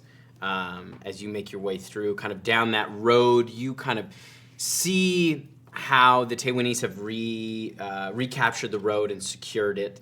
But you can see the kind of signs of where all these battles have taken place and the kind of toll it's taken on some of the locals and some of these villages and things like that that have been just decimated. You reckon from Yadira and her different kind of forces that are working for her. But you managed to get there safely. You can see Caligai is in pretty rough shape, but with the resupply is doing a lot better.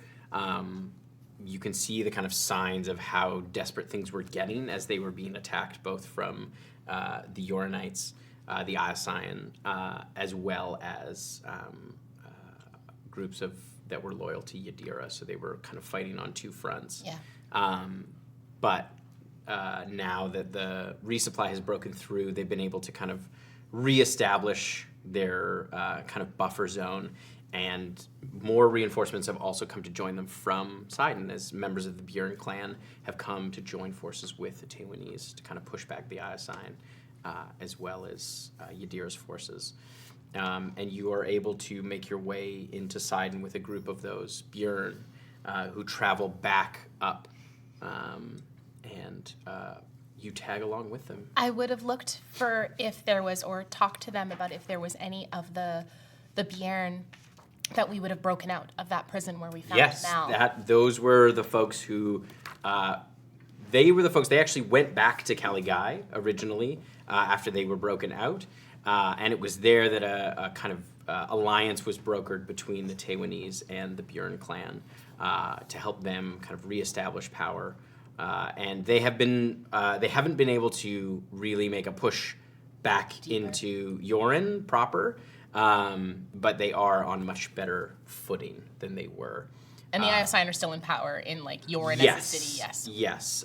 They kind of took advantage of the fact that there was a civil war going on in Dathia. Yeah. And focused all of their attention on Caligai. Right. And as well as on the Bjorn.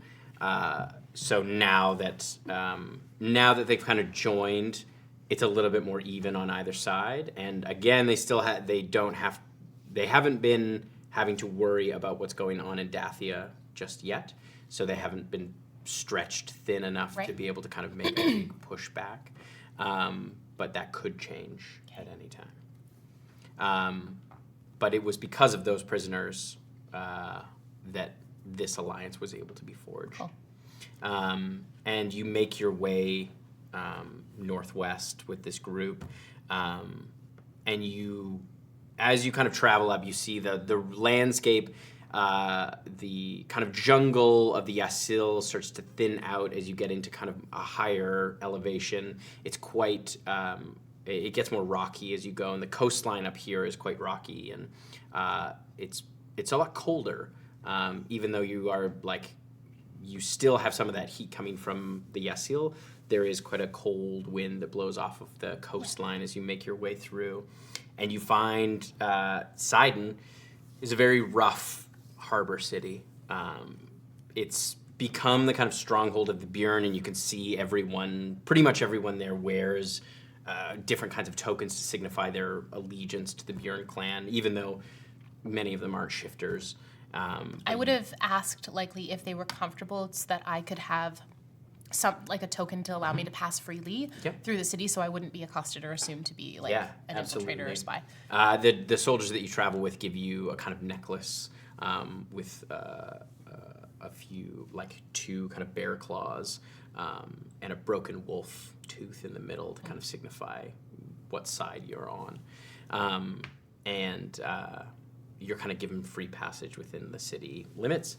And nobody seems to kind of harass you. You get a few sidelong looks as a Triton. Yeah. But nobody is harassing you. I would probably, making my way in the city, I probably wouldn't go and try to find him on the first day. I would probably try and lay low for a couple days. I think also there's like a sense of like I am getting up my gumption to do something very big, and I think there's a sense of Shy wanting to be like, I need to be well rested. I need to not be worn from travel. Because if I'm going to fly off the handle, I don't want to do anything stupid. So I would, try and scope stuff out a little bit ahead of time. I would probably stay in a tavern or an inn a bit farther away from the harbor as well. So I'm not like, hey, Dad, I'm here and I'm staying in the inn right down the street. Yeah. You find lodging kind of at a simple inn on the harbor. It's not too fancy or anything like that. I've stayed in a stable. It's been worse. But it is functional. And you kind of have a restless sleep as you kind of worry about the day ahead. Yeah.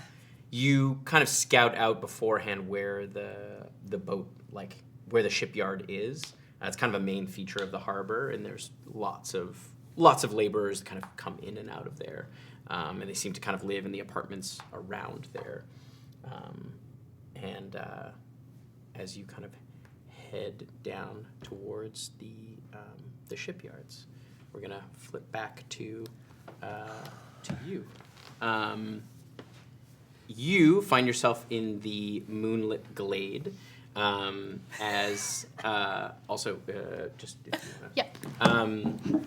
You find yourself in deep in the Feywild. As you travel back through Illume, you get passage to the moonlit glade, which is fairly. It's near the edges of the Shadowfell, in fact. It's like right near the edges of where the Shadowfell and the Feywild start to intertwine.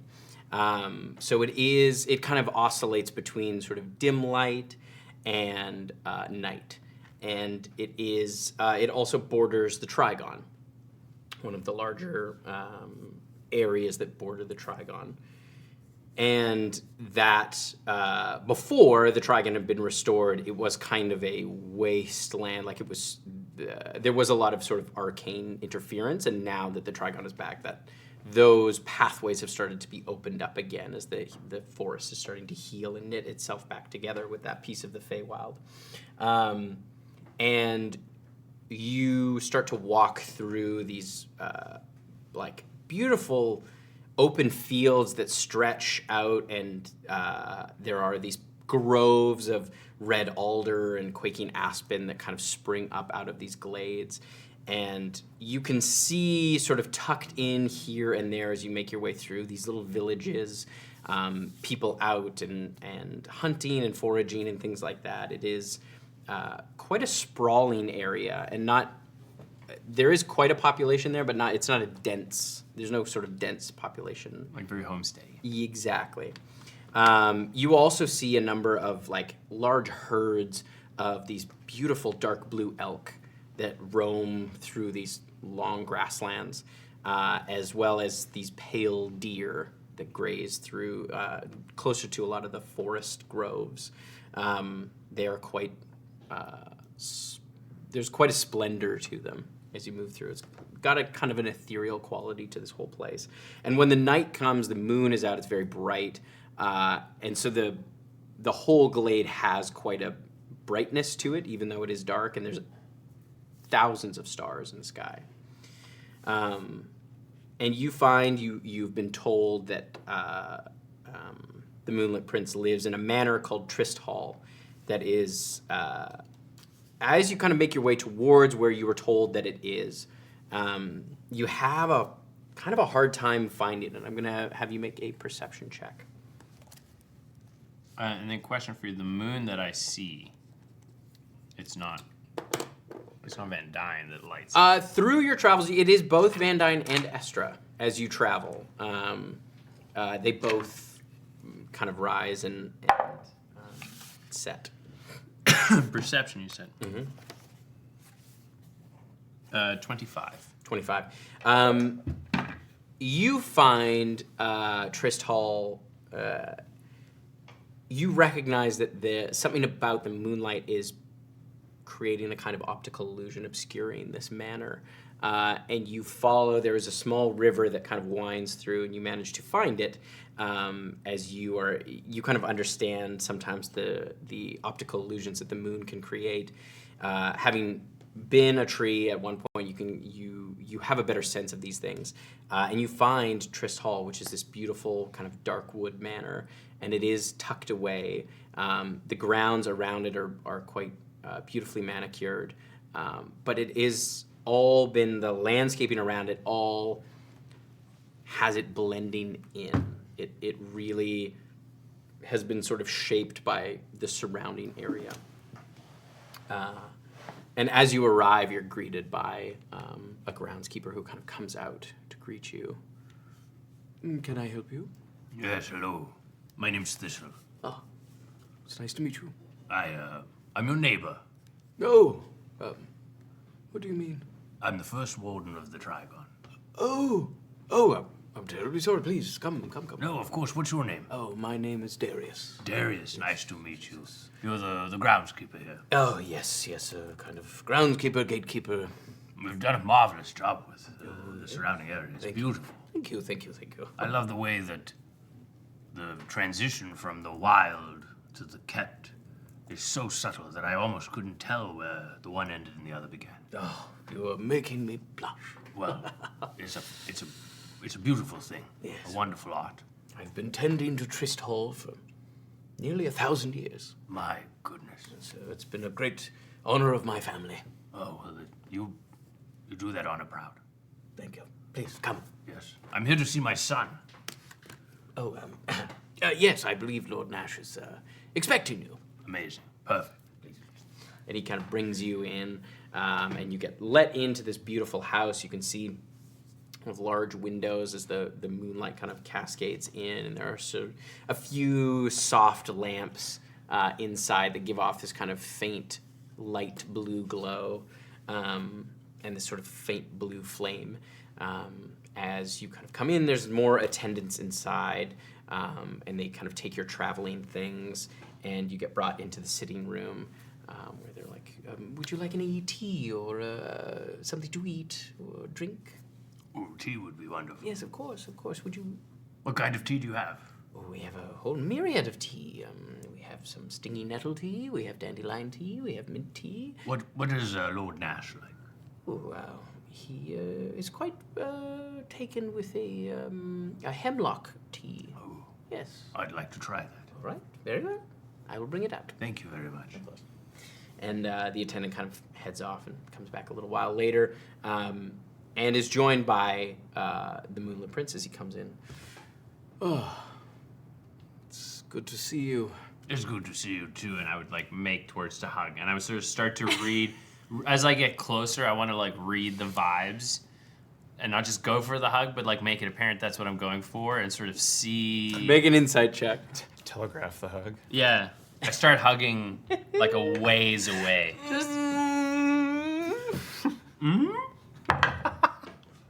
Oh, that is a 2 on the dice for a total of 11. You go right in for that hug, dude. And he goes, oh, yes. Right. Lord Nash, it's good to see you. Pats you on the back. It's good to see you too. I'm sorry to keep you waiting. Oh, not a problem at all. I was chatting with Darius, was it? Oh, yes. Yes. Wonderful groundskeeper you have. Yes, he's tended to this manor for quite some time, him and his family. We're eternally grateful. Well, he does a marvelous job. Yes. Your house is, your manor is beautiful. Thank you. Yes, it was a great pride of my father's. Who was your? Tell me about your father. He was the Moonlit King, Prince. He was the King in Blue. The King in Blue. Yes. He's what they called him. No longer with us. No, he was killed. Oh, I'm so sorry to hear that. Yes. By who? I believe by a suitor, but I'm not sure. He died when I was quite young. By a suitor of Pendine. Yes. She's had many suitors, from what I understand. Lived a long time. Yes. He was not one who backed down from a challenge. That seems to be a quality that your mother likes. Yes, I suppose. But he left me this, and when I came of age, I took on the title.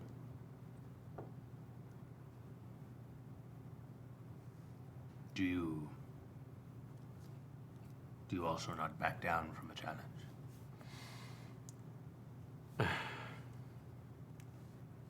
I try to position myself so that a challenge is thought as unwise. I like to head it off before it even gets there. A bit more cautious. I don't like to give my opponents an option. Very good. I like that. Position yourself in a place of strength, so the challenge would be unwise. Exactly. Well, you must be a formidable fighter if people are scared to challenge you. The tales are quite something. Of your prowess. Oh, do tell me. What is your weapon of choice? I, in my younger days, used a rapier, but my true gift is with magic. Oh, really? Yes. And your magic, is that something your father possessed as well, or was that a gift from your mother? Yes. Both, Both. in fact. But my father was quite gifted with magic. It was his prowess that gained him he was the head of the Senelise for quite some time. Oh, wow. That's why he was named King. The King in Blue. But he was arrogant at times. And I believe his arrogance is what led to his downfall. I try to be a bit more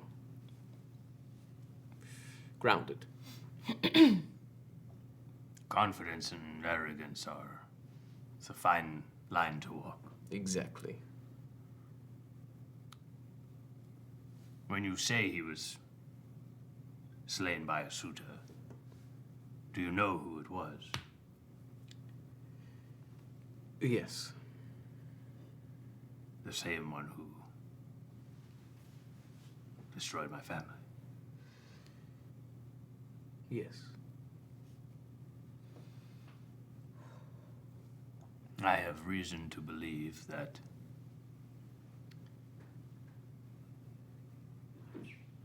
he might have mistaken your mother for someone else. I see. I don't think he's from here. Really? What do you mean? I had a vision of him arriving. And he seemed hell-bent on finding someone. He described her exactly as your mother. Interesting.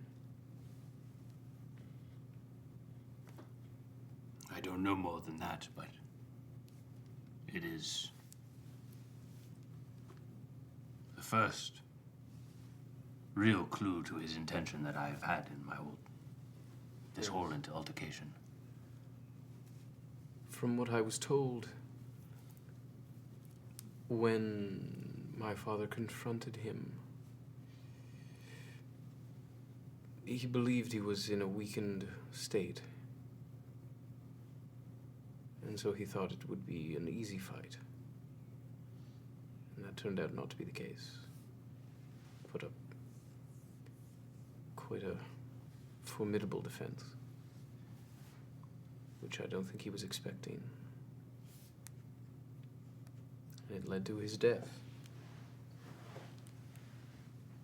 But if they are one and the same, which it seems like they are, do you really believe you have a chance?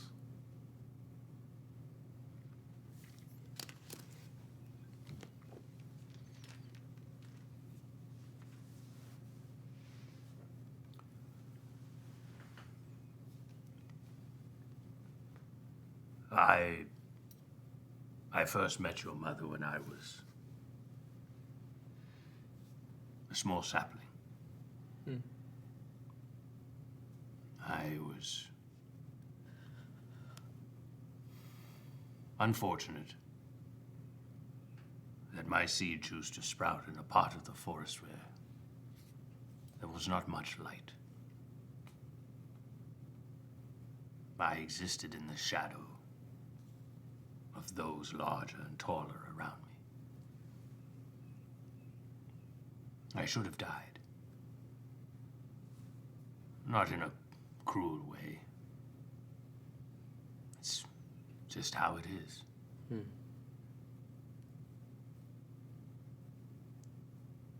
But I had a bit of that arrogance, and I refused. And your mother would shine her light on me. And I grew.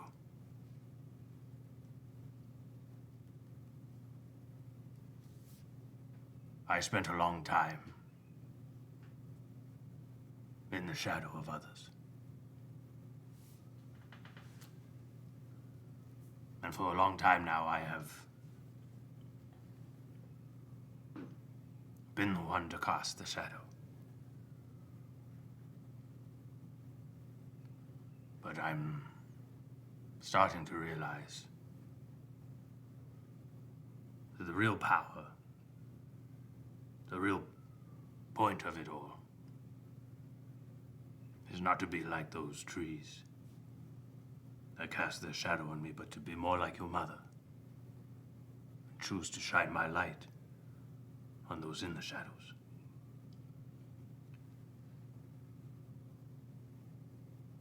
I don't know if I stand a chance.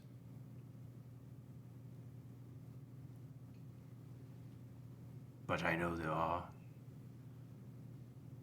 people like yourself, like your mother, that stand in his shadow and need my light.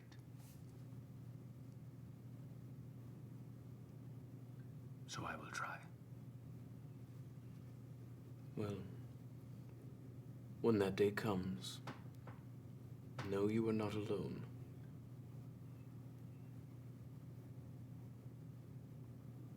You do not have to face that challenge by yourself.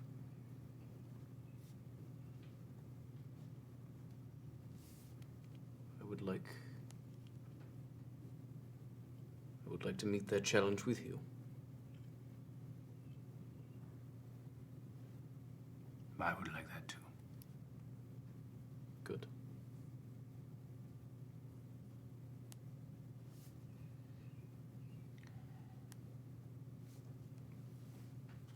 I do need your help in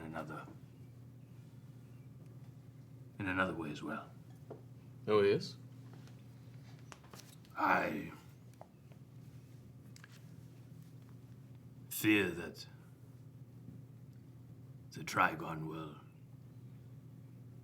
become a pawn in the games that the two courts play. I have heard about your little plan. News travels fast.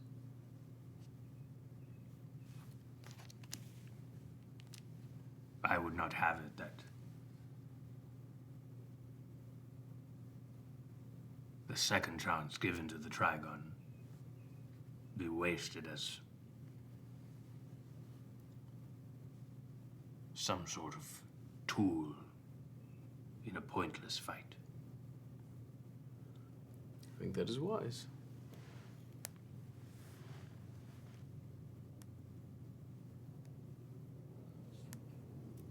If I was to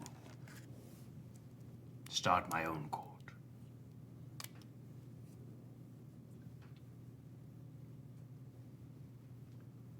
are there those who might leave the other two to join me? Perhaps. I would imagine some of the barons or baronesses from Court of Bedreamer would join you more eagerly. You may find some friendly ears on the Court of the Senelise. There's perhaps an argument to be made to some of the lords. I would offer that I would be best suited to stay on the Court of the Senelise, as we share a border. I think it would be wise to have an ally, both in the court and next to your territory, and between us, an acknowledgement of friendship, and know that I have no designs on the Trigon. I have my hands full with the moonlit glade. And I would offer this.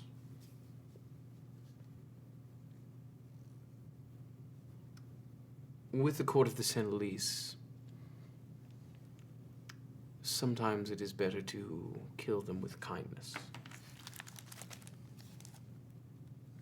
I know sometimes that is a harder fight. But if you can do it, if you can't do it, find someone who can. Flattery tends to go a long way with those people. Has anyone ever sat in both courts? Not to my knowledge. No one has ever sat both in the Pedrimo and the Senelise. But perhaps in courts past. The Bedreamer was preceded by the Rhinath court. The Senelise was preceded by the Avalis court. I'm not sure. You could look in the library, Professor Ptolemy. There was a time, I know long ago, when there was only one court of the Feywild. But my history is a bit rusty. It was never my favorite subject.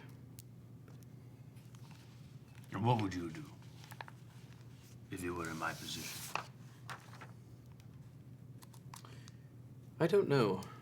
Striking out on your own is certainly a novel proposal, and I don't think it's a bad one. But it is a fine line to walk, and you will have to be wary of folks jockeying for influence over you. They will have their own ends. They may not see the grand vision you have. So there will be times when you will be tested. So it is best to know your lines and do not let them cross them.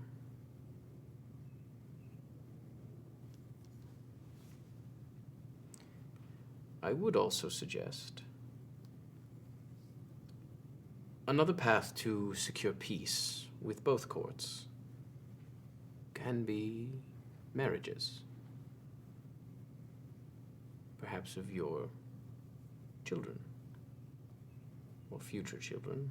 I don't know if you have any children. I don't know either. Well, if you do, or you eventually do, arranging a marriage between families is a good way to secure peace. All right. Have children. All right. And not to say your children are merely pawns to be used politically, but it can have its advantages. All right.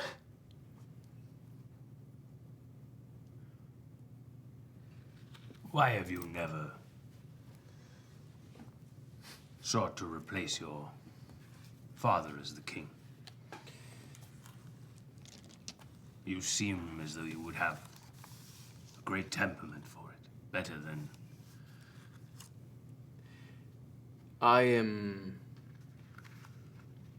feared by many of the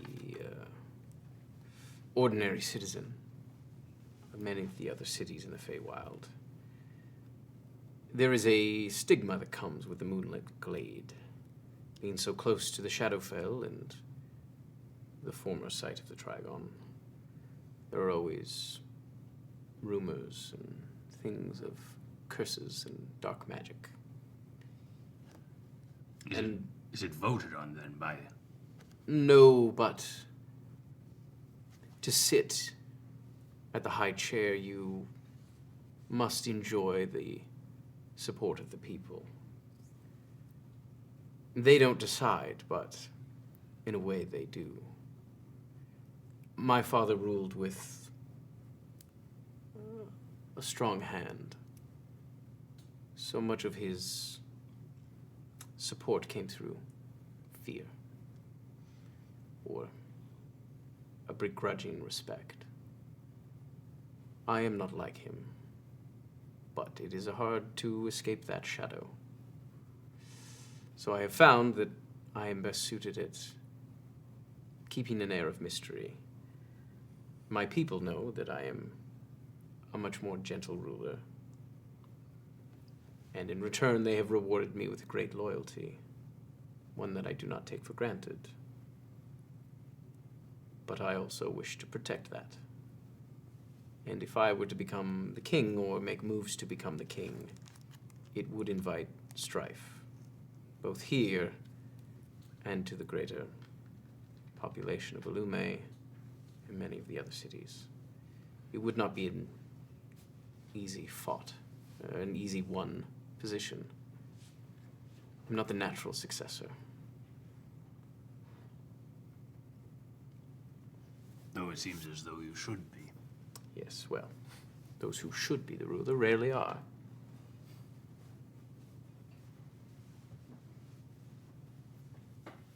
Maybe we can fix that. I have no designs on being the king. I do not wish that responsibility on anyone or the queen. All right. I merely wish to keep the peace. But if it comes to it, protecting my people is my highest priority. And this place Kind of looks out over the balcony. All right. I won't conspire to make you king.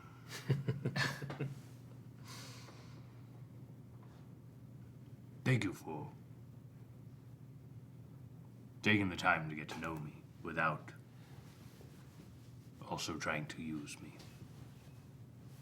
Thank you for making the journey and being so forthright with me. I appreciate it. Well, I know this is probably strange for you as well. no, we're family. Yes, I guess in a way we are. No. Even if your mother was not who she is, I can tell. Best wishes we would have found you. And you would have joined us. No. Thank you. If you would like to stay for a little while, I can have quarters done up for a longer stay or a shorter stay, whatever you like. I'd love to stay tonight. Of course. And I was thinking, if you're amenable, it might be nice to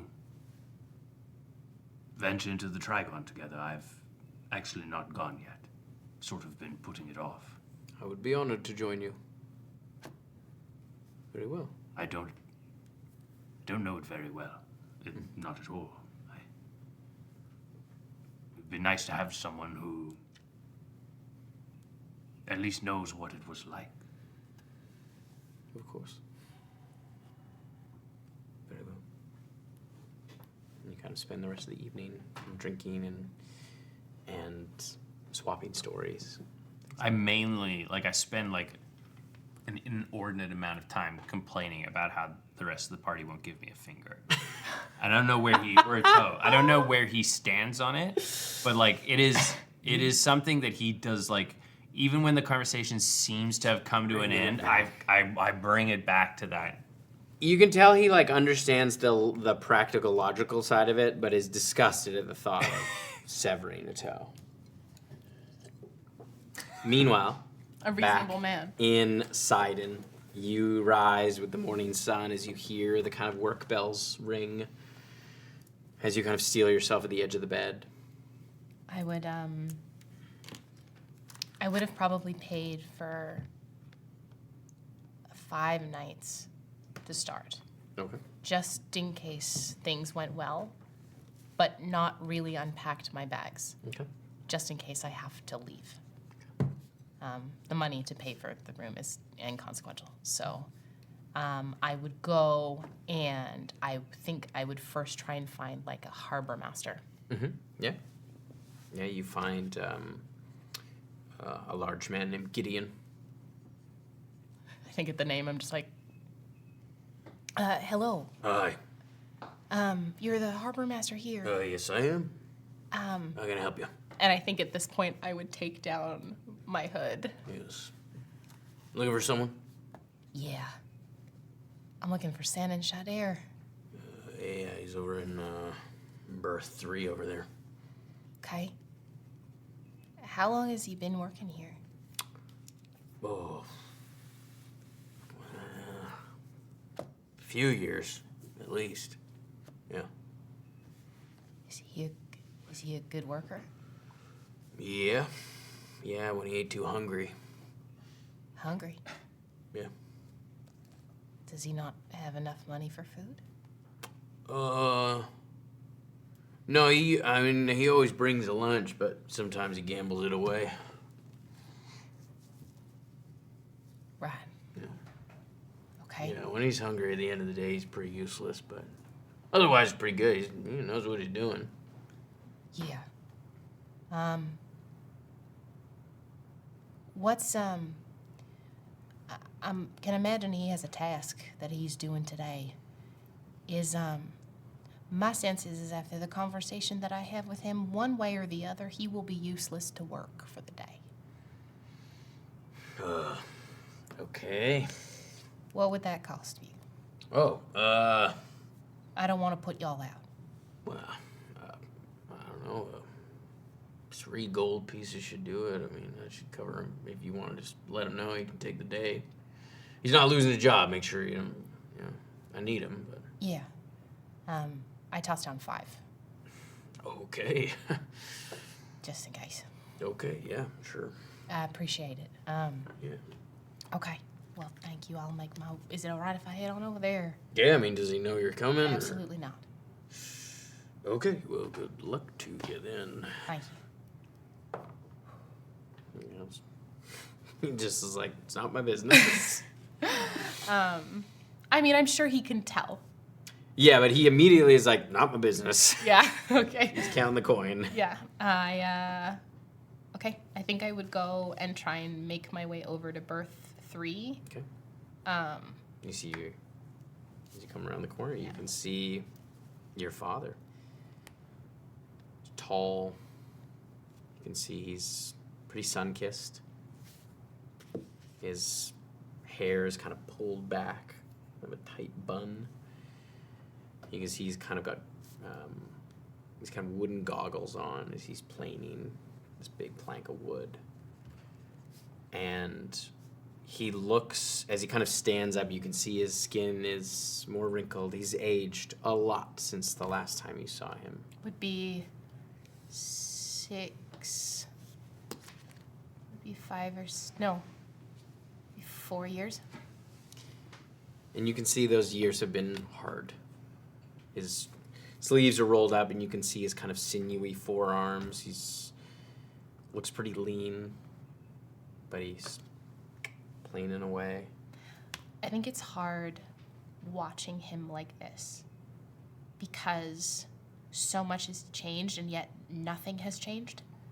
If he's gambling away his food and it's costing him difficulties with work, I think there's a moment where Shy just like, what's the fucking point? There's a moment where I ask myself, I think, what's the point? And I think it's hard too because she looks like her dad. Yeah. Adri looks like Marlery, and Shy looks like Senan. And it's a hard thing to watch because so many other places this could have been her. And Shy just made different decisions. Made what she believes to be better choices.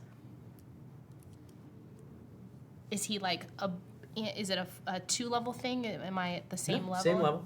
There's kind of like an area around, kind of a work area around, and then there's like a lower, the berth kind of goes down where they load the boats into the water, right. But it's elevated right now. Like the spillway's been closed, so it's all dry. It's a dry dock. Is the door closed or is it open? It's open. It's like a big warehouse, so the doors are wide open. Okay. You see, he kind of puts down the plane and he picks up a canteen, takes a big drink. I wait till he finishes drinking. Puts it down. Dad? Kind of stops. He starts to choke on his water a bit as he turns around. Oh, Honiah. Hi. Hi.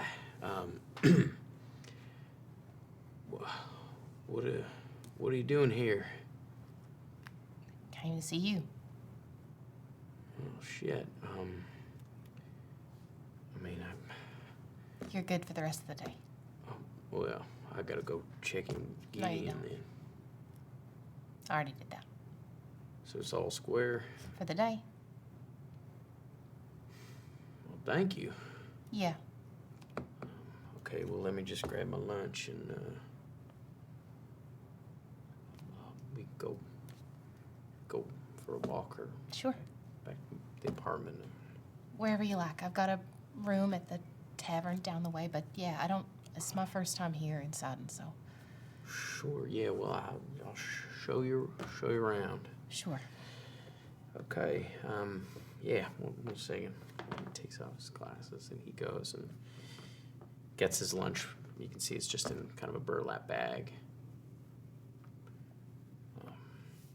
Okay, yeah, well, let's get out of here. Sure. kind of comes, and he has a hard time maintaining eye contact with you. I don't think I do. Like, Yeah. he's gonna be the one to look away first. I'm not. I think I knew what I was walking into the second I got to Sidon, and then that was confirmed more when I talked to the harbor master, and now it's here, and it's like, you can't look away from it. You can't avoid it, because that's what this family does. They just avoid. And I won't do that. So I keep it. You walk a little ways. See, he starts to tear up. I'm so glad to see you. Yeah. The road to Kelli guy got opened, and you're the last one on the list, so I figured I'd make my way up.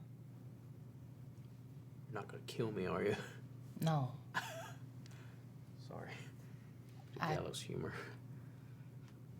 I got Adri back from your inn. You did? Yeah. He's okay?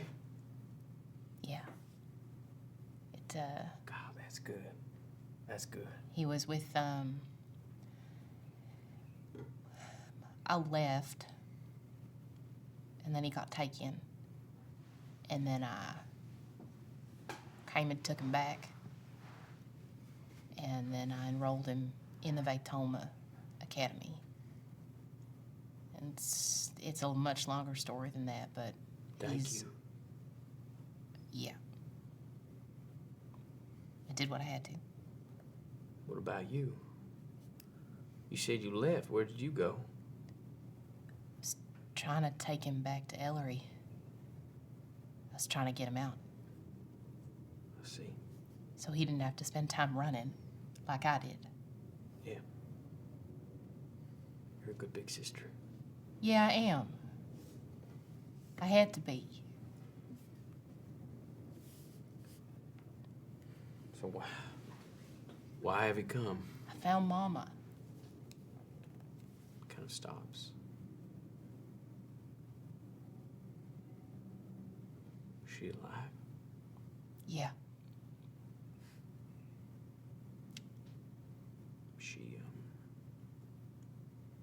Is she well? Do you remember when Riez blew up? Yeah. That was her. And Adri. And me, kind of. You know, I remember seeing it, and I thought to myself, well, I guess she's free now. Either way. Yeah. She worked real hard to come back from where she was. I found her up in Goothstrom. She's still having the dreams? No. Really? Yeah. God, that's good. That's really good. Yeah.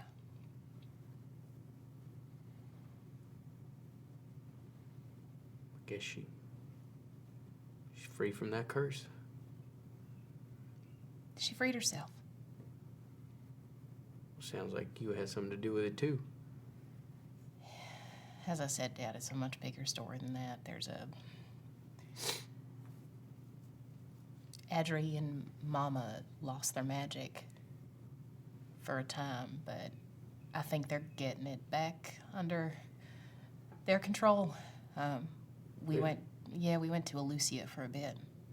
Oh, wow. I got realigned. Wow. Yeah. Look at you.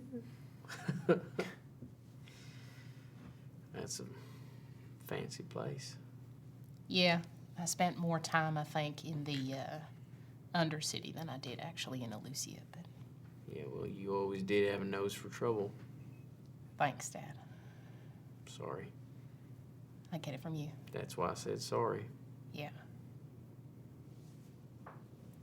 You want a half a sandwich? Sure. Kind of takes you down towards the kind of shoreline. You find a rock and he sits and he brings out sandwich. It's crab.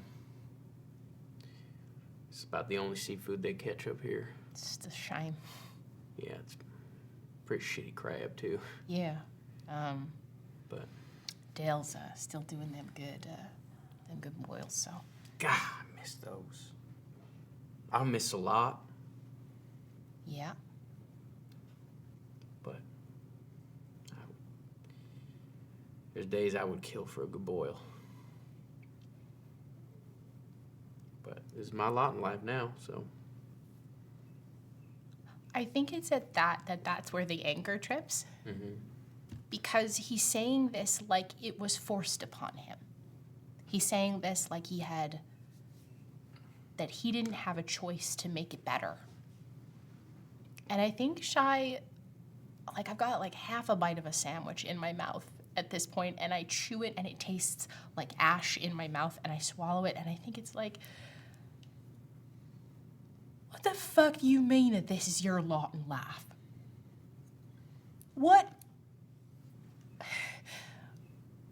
You sound so sanctimonious when you say that. Like this is like you've been shoved here to decide that this is all that your life is ever gonna be. I haven't been shoved here. No, you left. I did this to myself. I don't deserve anything better than this. And what? This is it. This is the end of the line for me. Why are you okay with that? Why have you decided just to sit in it? I'm just tired of fighting the tide. So you just gave up? You did. Dad, you gave up. Yeah, I did.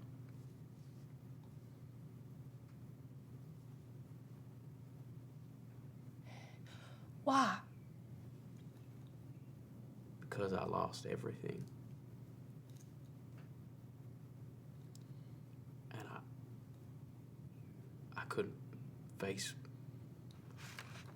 what I'd done. I couldn't live with myself. But I'm too much of a coward to do myself in. So I just ran. And hoped the world would forget. We don't get to forget about you. Well, I'm sorry. I wish you could.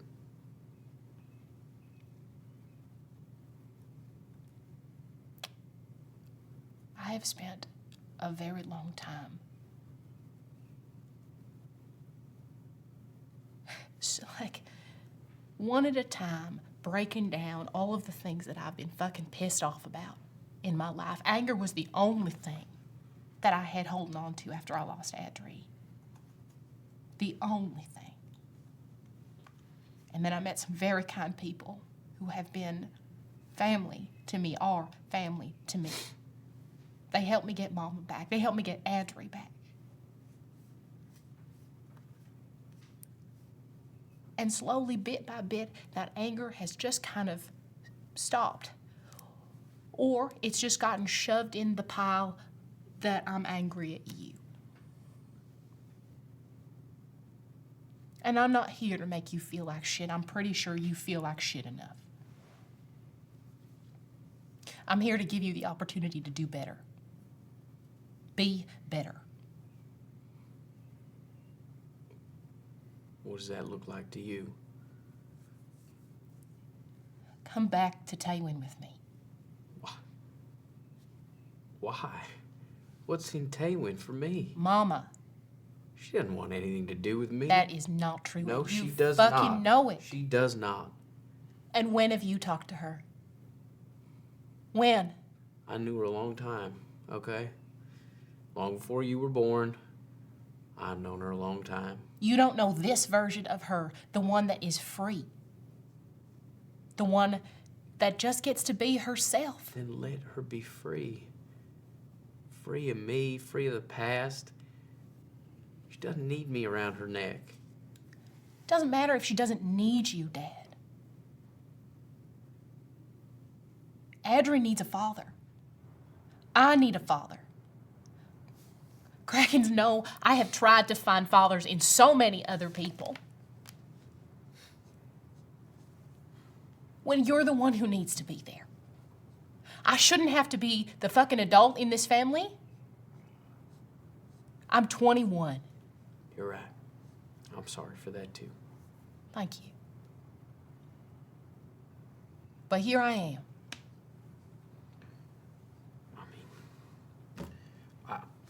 I wouldn't know even where to start.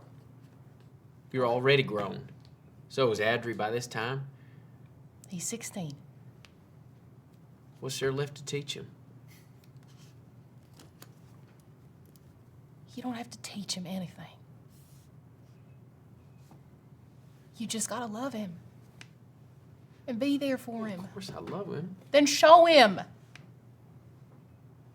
Just show up and fucking show us.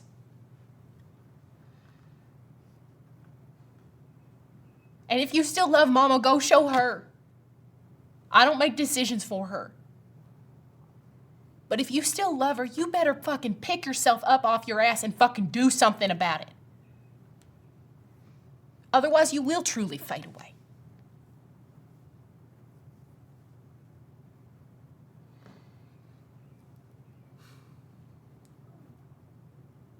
Stands up. And he walks out to the edge of the water.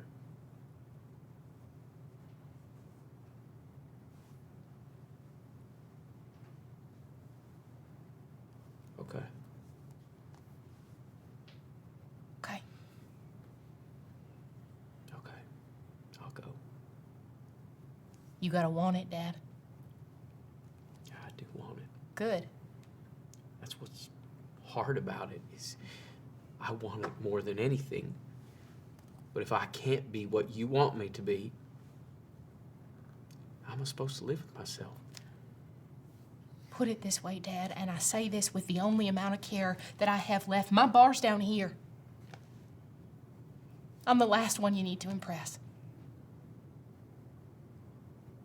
I saw it when it was the worst. You do better than that, and that's a start. It's not me that you need to show up for. Show up for Adri and show up for Mama. Well, that's where you're wrong.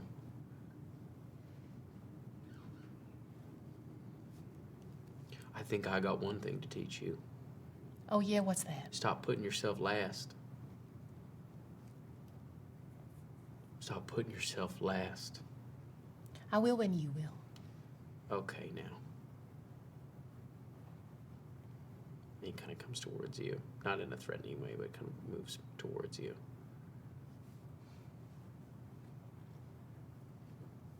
Okay. All right. Good. We're gonna do this? Yeah. I only got one rule, Dad. No gambling. I don't gamble anymore. I'll have you know. Then why does Gideon say that you gambled away your lunch at the end of the day? Gambling lunch away is different. That's not money, that's just my lunch. Your food, Dad. Okay, but that's the only thing I do. Yeah, but apparently you're a piece of shit to work with at the end of the day when you gamble away. Of course, because I'm hungry. Well, you shouldn't fucking do that, Dad. Jeez. I'm not allowed to have any fun? There's lots of things to have fun with, and gambling is the last thing you should be thinking about. Look, I've been saving my money since the day I got here. I left the gambling behind. I just do it at lunch as a way to connect with the other guys. And God damn it, I'm pretty good at it. Most of the time. Most of the time. And it's a way to kind of keep the demon at bay. Okay. You know, I can live with an empty stomach till the end of the day. I'll tell you what. I'll let you gamble on one thing.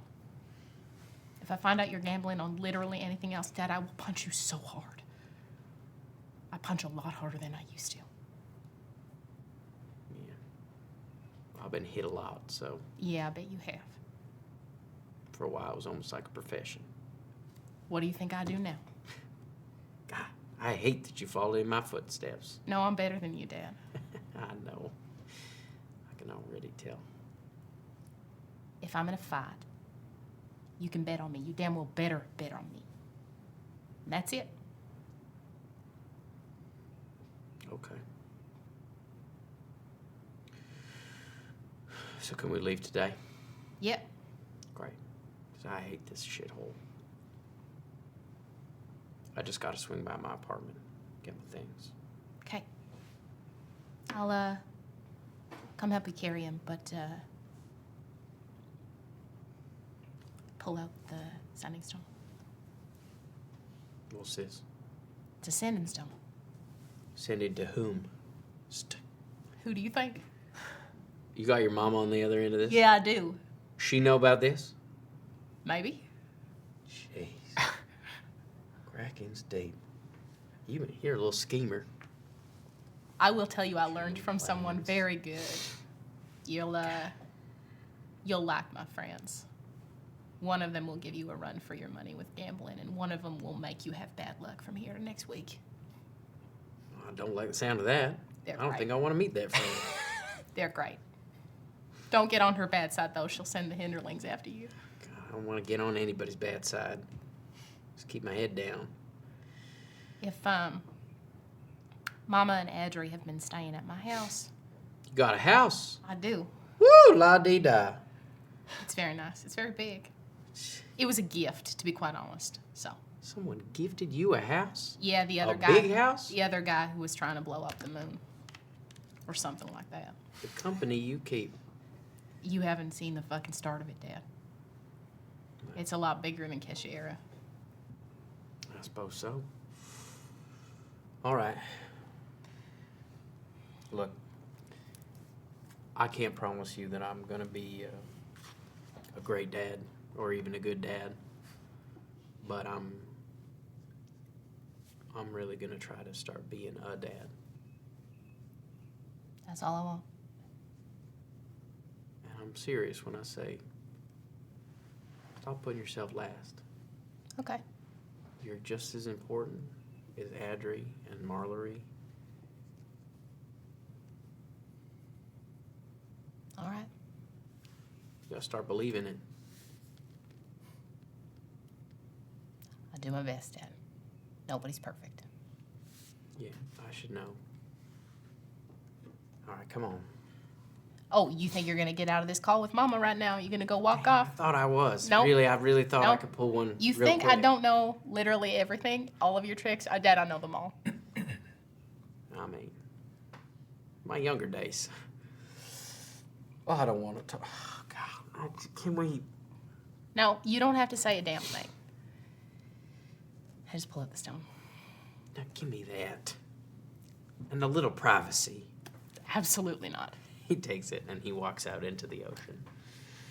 I. He looks back at you. Please? No, Honiah, Dad. this is terribly embarrassing for me. So I would appreciate if I could have a little space. I traveled 2.5 fucking weeks. Listen, when you have the history that we do, we might get into some things that are not appropriate for your little ears. Dad, you got 25 words and one message. So make it fucking I can good. say a lot with 25 words. Well, then you better fucking try. Listen.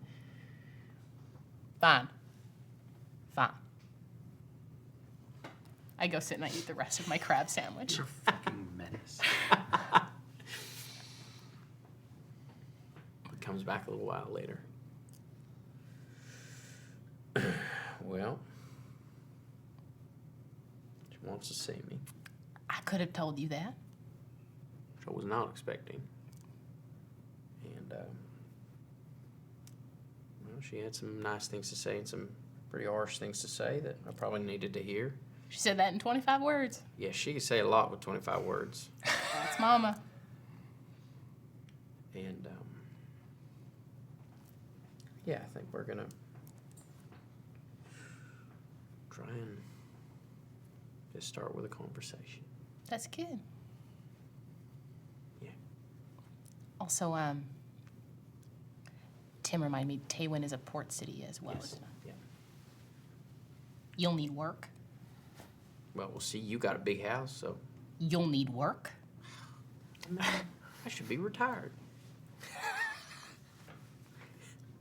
Put in a couple years. Okay, I guess I'll keep working. Well, you talk to Mama and you You figure. know, I've saved up a lot. I'm not here. I don't need to work anymore. Maybe I'm not here to tell you how to do things, but if you and Mama probably aren't going to be living together right off the top if you end up doing that, and you're not going to live in my house forever, Dad. What? I'm your daddy. Fuck you, Tim. I feel like, no, Dad, you can't. I offered you a place in my house in kindness.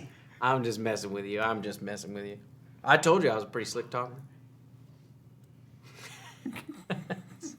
Shut No, the no, fucking I'll find my own lodging for sure. I would Stay- like to see your house. Stay at least a couple nights to get yourself on your feet. You insist. But I got my own money. Good. I told you I stopped gambling, so. And Well, I with don't the really amount- do anything else. Well, with the amount that you were gambling back in Yorn, you must have saved yourself up a pretty penny. You know. Let's go get your shit. Okay. Okay. You head to his apartment. Yeah. Which he shares with a couple of other men. Oh, God. Dad. All these single men. Dad! And all kind of similar age range. And they kind of like there's. Because Senan would be what in his. He's probably in his 60s. Yeah. Yeah, it's kind of. Well. Late 50s, early 60s? Yeah, his 50s, because he probably would have had you in his 30s, right? Yeah. Yeah, so he's probably in his early 50s. He's not terribly old, but he goes into his room and he kind of is like, Okay. locks the door. And you watch as he flips over the mattress. He flips over the mattress, and you see he kind of like, he pulls out a little pocket knife and cuts open the bottom of the mattress. And there is a bag of coin that is like probably about this big. Okay. Probably about 6,000 gold pieces in here. It's not bad. I told you. Dad, I'm going to give you something. And don't make me regret it. Okay? Okay. I pull out the coin demiplane scroll that I've had since I started. It's where I kept all of Adri's money for school. Yeah. And I don't keep my money in there anymore. It's just been sitting empty. And I think I hand it to him. And keep your money in there. So nobody steals it from you. Okay. I mean, I'm not real practiced with magic. You don't have to. If I can use it, you can. Okay. And also, Dad, this has been beat into me over the last 3.5 years, but we all have magic. We're Triton. We have magic. It's a beautiful sentiment. Well, it didn't feel so beautiful the first 40 times that somebody said it to me, but I'm trying, okay? Yeah, it doesn't get fun when somebody starts repeating the same thing over and over again. I'm sure it doesn't. All right, well, thank you. And I teach him how to use it. He does and shoves that sack of coin in there. I think you can fit probably about 10,000 in there. Well, all right. Just don't lose the scroll. I won't. Good. Tucks it in. Bitcoin. Essentially. Bad coin. Thanks again for making your way up here to the asshole of the world. You have Esper to thank for that. I don't know who that is. You will meet him soon enough. I'll thank him. You also need to thank Mal as well. A bunch. Mal. Mm-hmm. He kept Adri safe for a very long time. Well, at least he's good for something. Shut up, Dad. What? You can't say that about Mal. Why not? He was always hanging around. Always had eyes for you. Nothing but trouble he was. He's been one of the most steadfast and constant things in my life. He thought I was dead for a couple of years, so. Well, maybe I misjudged him. Maybe he is a good fit for you. He sacrificed himself when people came to kidnap Adri, so. And I rescued him out of prison, so there's that. So are you still together?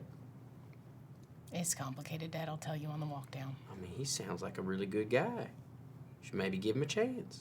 Dad. And I think I tell him most things begrudgingly over the walk. And it's like, I take every opportunity on that trip back with him to rib him as much as I can for literally everything. Yeah. I'm not here to yell at him. I'm just here You get him good. all many the time. times. All the time. And He ribs you about Esper and Mal. yeah. He goes, I mean, this Esper Declan fellow sounds dark and twisted. He's quite kind, Dad. I'm sure he is, but it sounds like a lot of work. It's all a lot of work. Yeah, I'm just saying, put yourself first. You don't need to be caretaking for anybody. That I know it's maybe my fault, but why do you think I had to start fucking caretaking in the first place, Dad? yeah, that's what I said. I just acknowledged that. Kraken State, and then we keep going. Yeah. I think it's like, because how long is the journey from? It's like a couple of weeks. Like Yeah. it's probably about 3 days to Caligai and then another 3 days up to Sidon. Yeah, and then Because it's not like you have to be kind of careful when you travel. Yeah. Like there is still active combat going on. and Where's the closest that we've been to where when you were in Yorin? it was pretty close? Yeah, well, it was like South. it was south, so it would have been Yorin's probably I'm about just throwing this out there. You 4 or can call 5 days. Thistle, he can come pick you up. 4 or 5 days from. Yorin? Yeah. I'm not like- going You would back have to go to Yorin. Yorin. Yorin I'm is not held by going the back to ISM. Yorin. No, but I'm saying where's the closest that we've been? Like, would there be somewhere that Thistle could get to that he knows that's on their way and save them like a week or Caligai? Did you go to Caligai? No, because we were going to go, because we were going to go up to Klenjara but we never got there. Yeah. Yeah, Klenjara has fallen. Like Yeah. they lost that city to Yadira. And I don't think we've been anywhere close. No, I was just offering I could come pick you up. Yeah, you just want to be my dad. He's gonna be my new best friend. Jesus Christ. Look here, it says right here, Daddy Shydare. I gotta find work for him in my organization, and he's my new best friend. You've tried to date my mom. Yeah. Are you gonna try and date? No, I'm not shy. You make your way back. You arrive back, and you, in the meantime, you've been in the Moonlit Glade.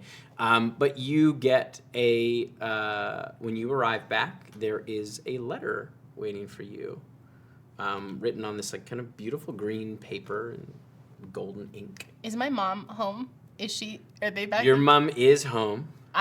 What happens when I walk through that? Because I would have sent to her and been like, Mama, we're a day out. I wouldn't like drop that on her. Like I would have been like, Mama, we're a day out from Taywin. You see when you get home, your dad stays outside. Oh, Dad, Jesus Christ. And he's nervous as hell. Yeah, of course he is. And your mom, when you kind of come in, she looks nice. Like she's a little done up. Not crazy, but she looks nice. I like adjust her earrings and like her dress before she. Is he outside? Yeah. Okay. He's a bit more wrinkly than the last time you remember him, probably. I probably am too. You look beautiful, Mama. Thank you. There's no Hinderlings around, right? I have no idea, Your friend Mama. Mary told me about them. I just really hope there aren't any around. I don't want this whole thing to. And she looks over at you, Mary, like there's none around, right? Miri's looking up and to the left, and then Miri just stands up and doesn't answer her and goes, I have to go kill a ghoul, and runs out of the room. Okay, well that is a weird sign, but I don't think so. If there are, I'll bet him a wife for you. Just go, just talk to him. It's Dad. okay, I also made him promise no gambling. that's good. She kind of walks out, and you see as the door opens, he is standing there with like a single flower. Stop it, Dad. So cute. Nearby garden. He's too cute. And she kind of walks out, and they go for a little walk. You see them kind of. Yeah, turn you the don't get corner. to see it. That's fine. I don't need to. They've just gone up. And is Adri there as well? Yeah, Adri's there. Like, What? what? What? I don't know. It's weird. Why? I don't know. Like, I just haven't seen him in Long time. Yeah, same. World's a lot different now than the last time we saw him. Yeah, I guess. He's partially the same, partially different. But so are you. You're taller now. Yeah, I'm taller than him, too. Yep.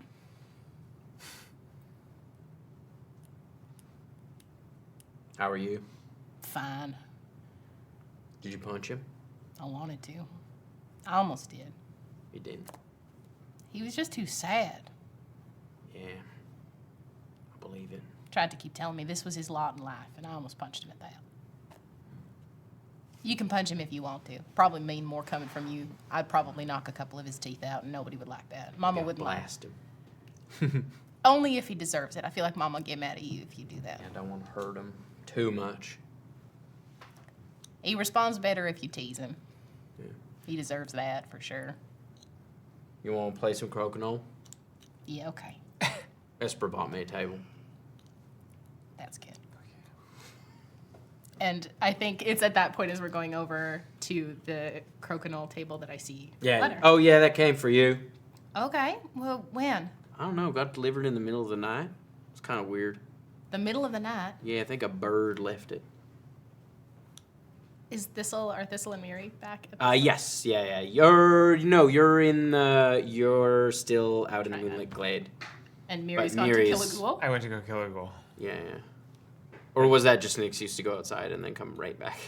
Yeah, it was. Miri comes back like, you guys playing crokinole? No, you're. I'm like standing. I was near the crokinole table with this letter. What ghoul? Miri comes back in the door and looks, and she's holding a shovel, and she looks like a little stressed out, and kind of like discombobulated. It was a glyph went off at the temple. It was created several ghouls. It was a create undead spell. Why is there a create undead spell? It's one of the many glyphs that you can. So there's a temple. Looks like a junkyard. Yeah, I've gotten bits and pieces as I've been in and out. Yeah. It's really coming together, and there's a room that the Hinderlings wanted activities and something for the guests to do when they arrive. So the parishioners? Yes, I guess you could call them that. So there's a room. It's kind of, I called it the library, but it's not. You don't do a lot of reading. There's a lot of books. We've just kind of found all the old books we could find. There's all of them. Well, some of them have glyphs in them, and some of those glyphs do things when you hit a certain page. So you go into the room, and if you want to do it, you flip through books, and then if you're a terrible escape room. Yeah, if you're unlucky, one of them goes off, and sometimes it's a spell that's good, and sometimes it's a spell that's bad, and I threw a create undead spell in there, and I just kind of got the warning. Dang. Yeah, so there were a few ghouls, and I had to just go deal with them because they listened to me for a little while, and then they kind of develop their own desires, and those usually aren't good. Anyway, it's dealt with. So I'm glad. Yeah. Well, my dad and my mom just went for a walk. Yeah. Wow. So it went well? Yeah. Went okay. And it's going well. She wanted to see him. He had a flower. He stole that from a garden next door. Oh, that's bad luck.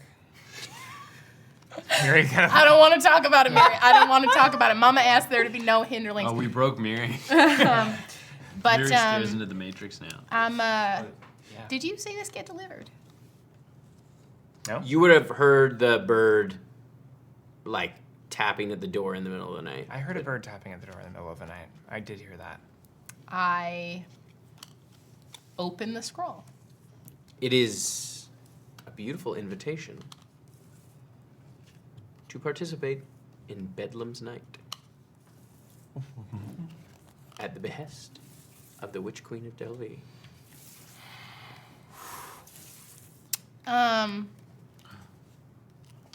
Okay. Does it say just for me, or can I bring people?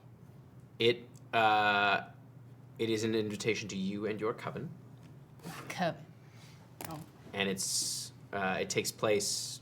Bedlam's Night happens in about 13 days.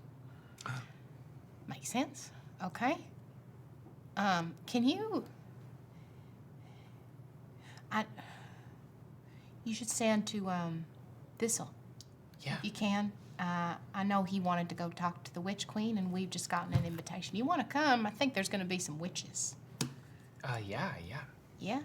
You'd have to be part of my coven to do that. I think I am already part of your I coven. think so, too. I think Best Wishes is a You coven. see Blueberry at the top of the stairs. Did you say coven? Yeah, I did. I'm in. If anything, we're part of Blueberry's coven. Yeah, we're all part of completely honest. That's very true. Hey, Thistle, do you want to go do coven stuff with the Witch Queen? Does that interest you? Are you into that? Does that sound fun? You want to come? 13 days. You should tell him it's in 13 In days. 13 days? How does that sound? Best wishes. Didn't count at all. Hello, Mary. How are you? I can speak and count. Can you? I would love to come. I will check my schedule and be there.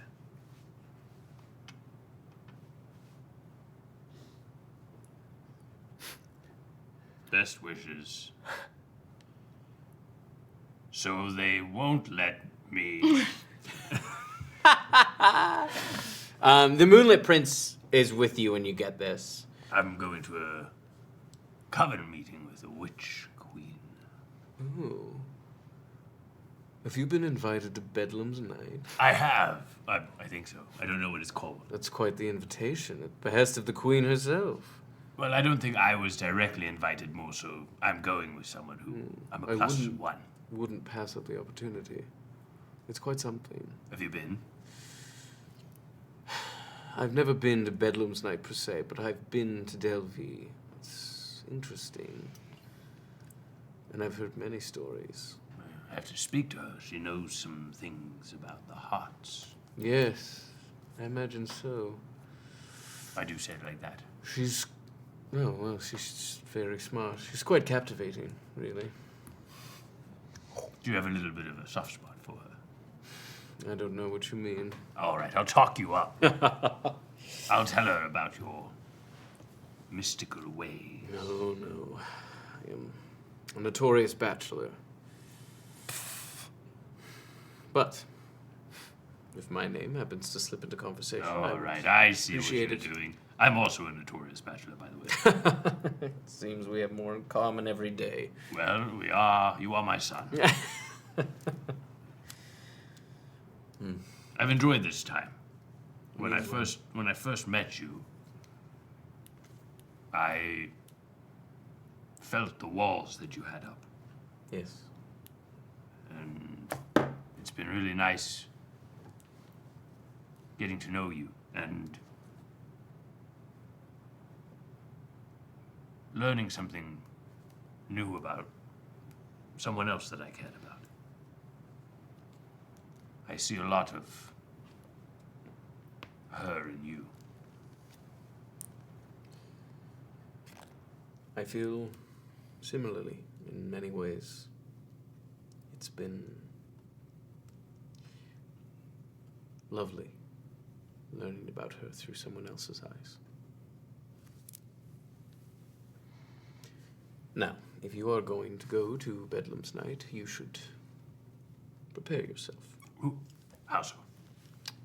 Give me the down low. I've got to go back and explain to the rest of them what we're getting into. Well, definitely. Do you drink much? Oh, I've been known to. Drugs? Of course. That's good. Oh, there's going to be lots of drinking and drugs. There can be. I'm excited. Drugs. Bring some money. There's usually a good market beforehand. Money. When everyone arrives. It's always a bit of a pre-party. Excuse you. Witches You're not here. from all over. Pre-party. Pre-gaming. Where does the pre-gaming take place? It's in Delvey. Oh, so there's... It's a swamp. All right. So there's a party before the party Yes. in the same place of aforementioned party. No, Bedlam's Night happens in a... Well, it's in a kind of demiplane. Oh my goodness, this just gets better. So not everyone can just access it at any time. That's sort of the whole thing. Demiplane. And so the pre-gaming is in the swamp. Yes. So Well, we get nasty in the swamp with drugs and booze. And then we go to the demiplane for the real part. it's where you travel to the Sage Marsh. That's the demiplane's name? Yes. Sage Marsh. Excellent, excellent. Do I need to bring gifts? Gifts are always a good idea. Gifts, all right. There's lots of bartering that can take place. All right. Make sure you're, well, I don't know how to say this delicately, but, if you plan on, getting familiar with anyone while you're there, Yes. just make sure that you have the proper protection. I don't need to give you this talk. Anyways. Is it different with witches? Do I need, like, enchanted protection? No, I just, if... Like, do I need to go get a priest to bless Well, the if protection? I would prepare greater restoration. Oh, perhaps. that kind of protection. Yeah. All right. You never know. All right. They carry. Some witches can be fickle. All right. Jesus. So gifts, drugs, booze, condoms. Fuck. You get another sending from Mary. Money. It says, I forgot to give you some information. It's called Bedlam's Night.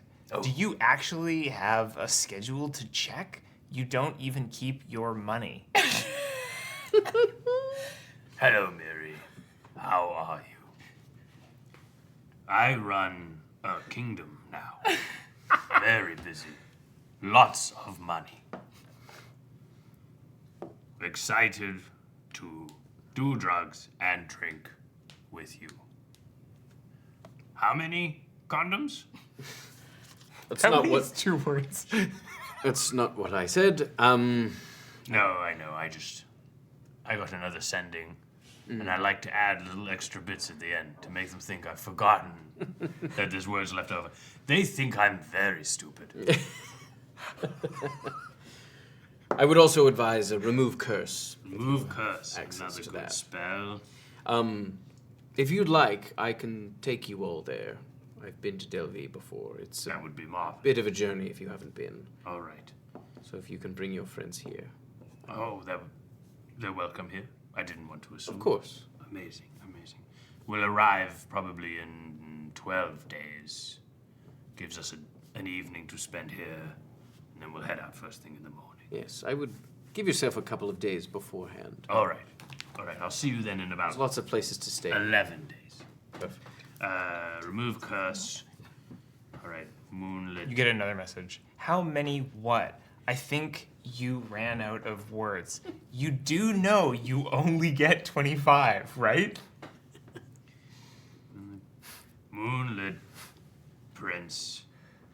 Designated driver. Hello, Mary.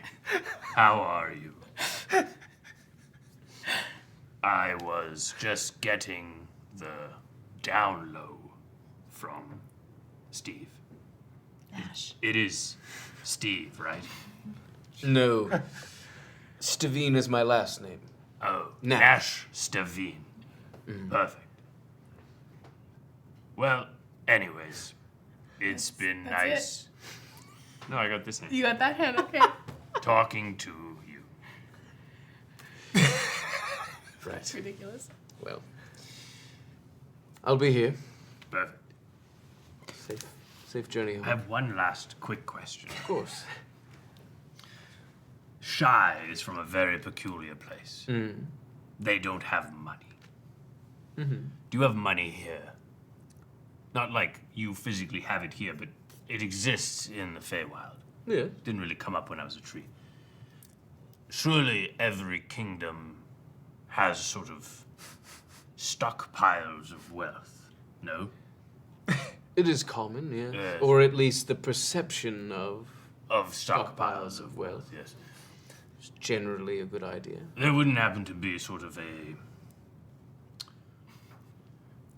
leftover amount from the Trigon, gaining interest, compounding yearly for the last millennia. I don't imagine so. Any riches that may have been there were likely incinerated. Incinerated, all right. Or plundered. Perhaps, yes. So I have a case for the kingdom to pay me back for plundered goods. Which kingdom? Well, the queen. Of the Senelise? Well, I mean, she would have been the one plundering, right? No, I doubt it. So no money comes with the title. No. No, you have land. You could maybe sell off some of No, the I land. can't sell the land. You'll never get it back. Exactly. Not in this economy. Have you come across... I'm land poor, is what you're saying. Yes. All right, perfect. Have you come across any dragons, perhaps? I have. They typically have a horde. Ooh, we did have that dragon. We never went and checked the horde. Maybe I should go back. Did we kill that dragon? Yeah. So the horde is just sitting there waiting for the taking. And I know a Where's that tree. kobold? You want to go get some money? I don't need any money. No, but you can come with. It's an adventure. It's a father-son bonding time. Well, we'll see. No, like right now.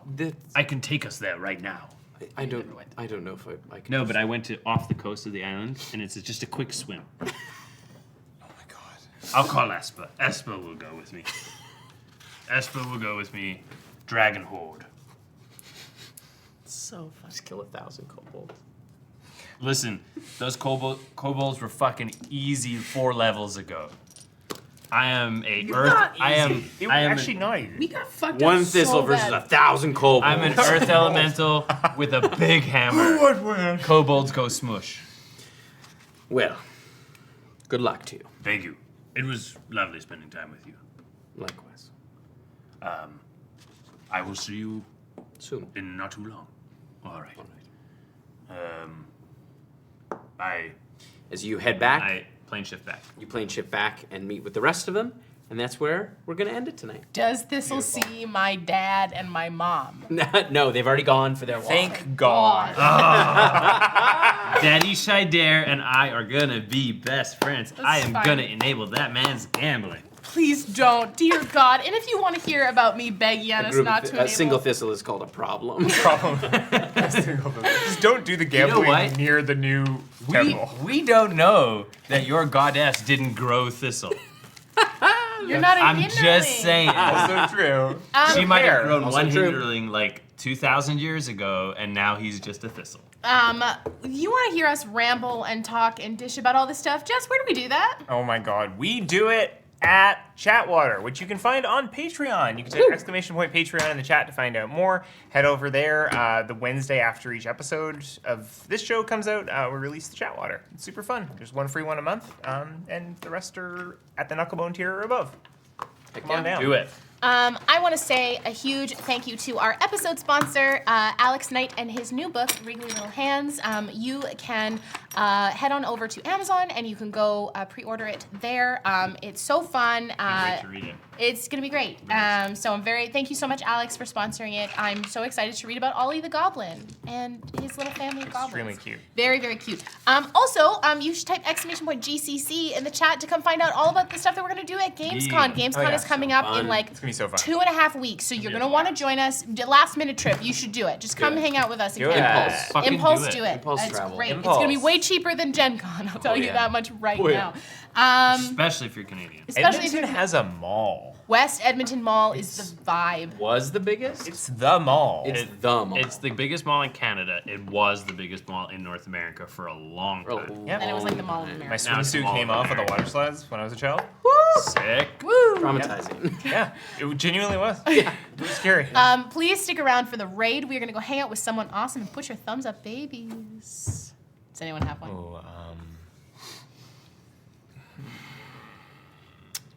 Oh, When you feel your glyph of warding go off, you should run towards Miri's temple and Touch the ghoul! Well, we were all. Nice.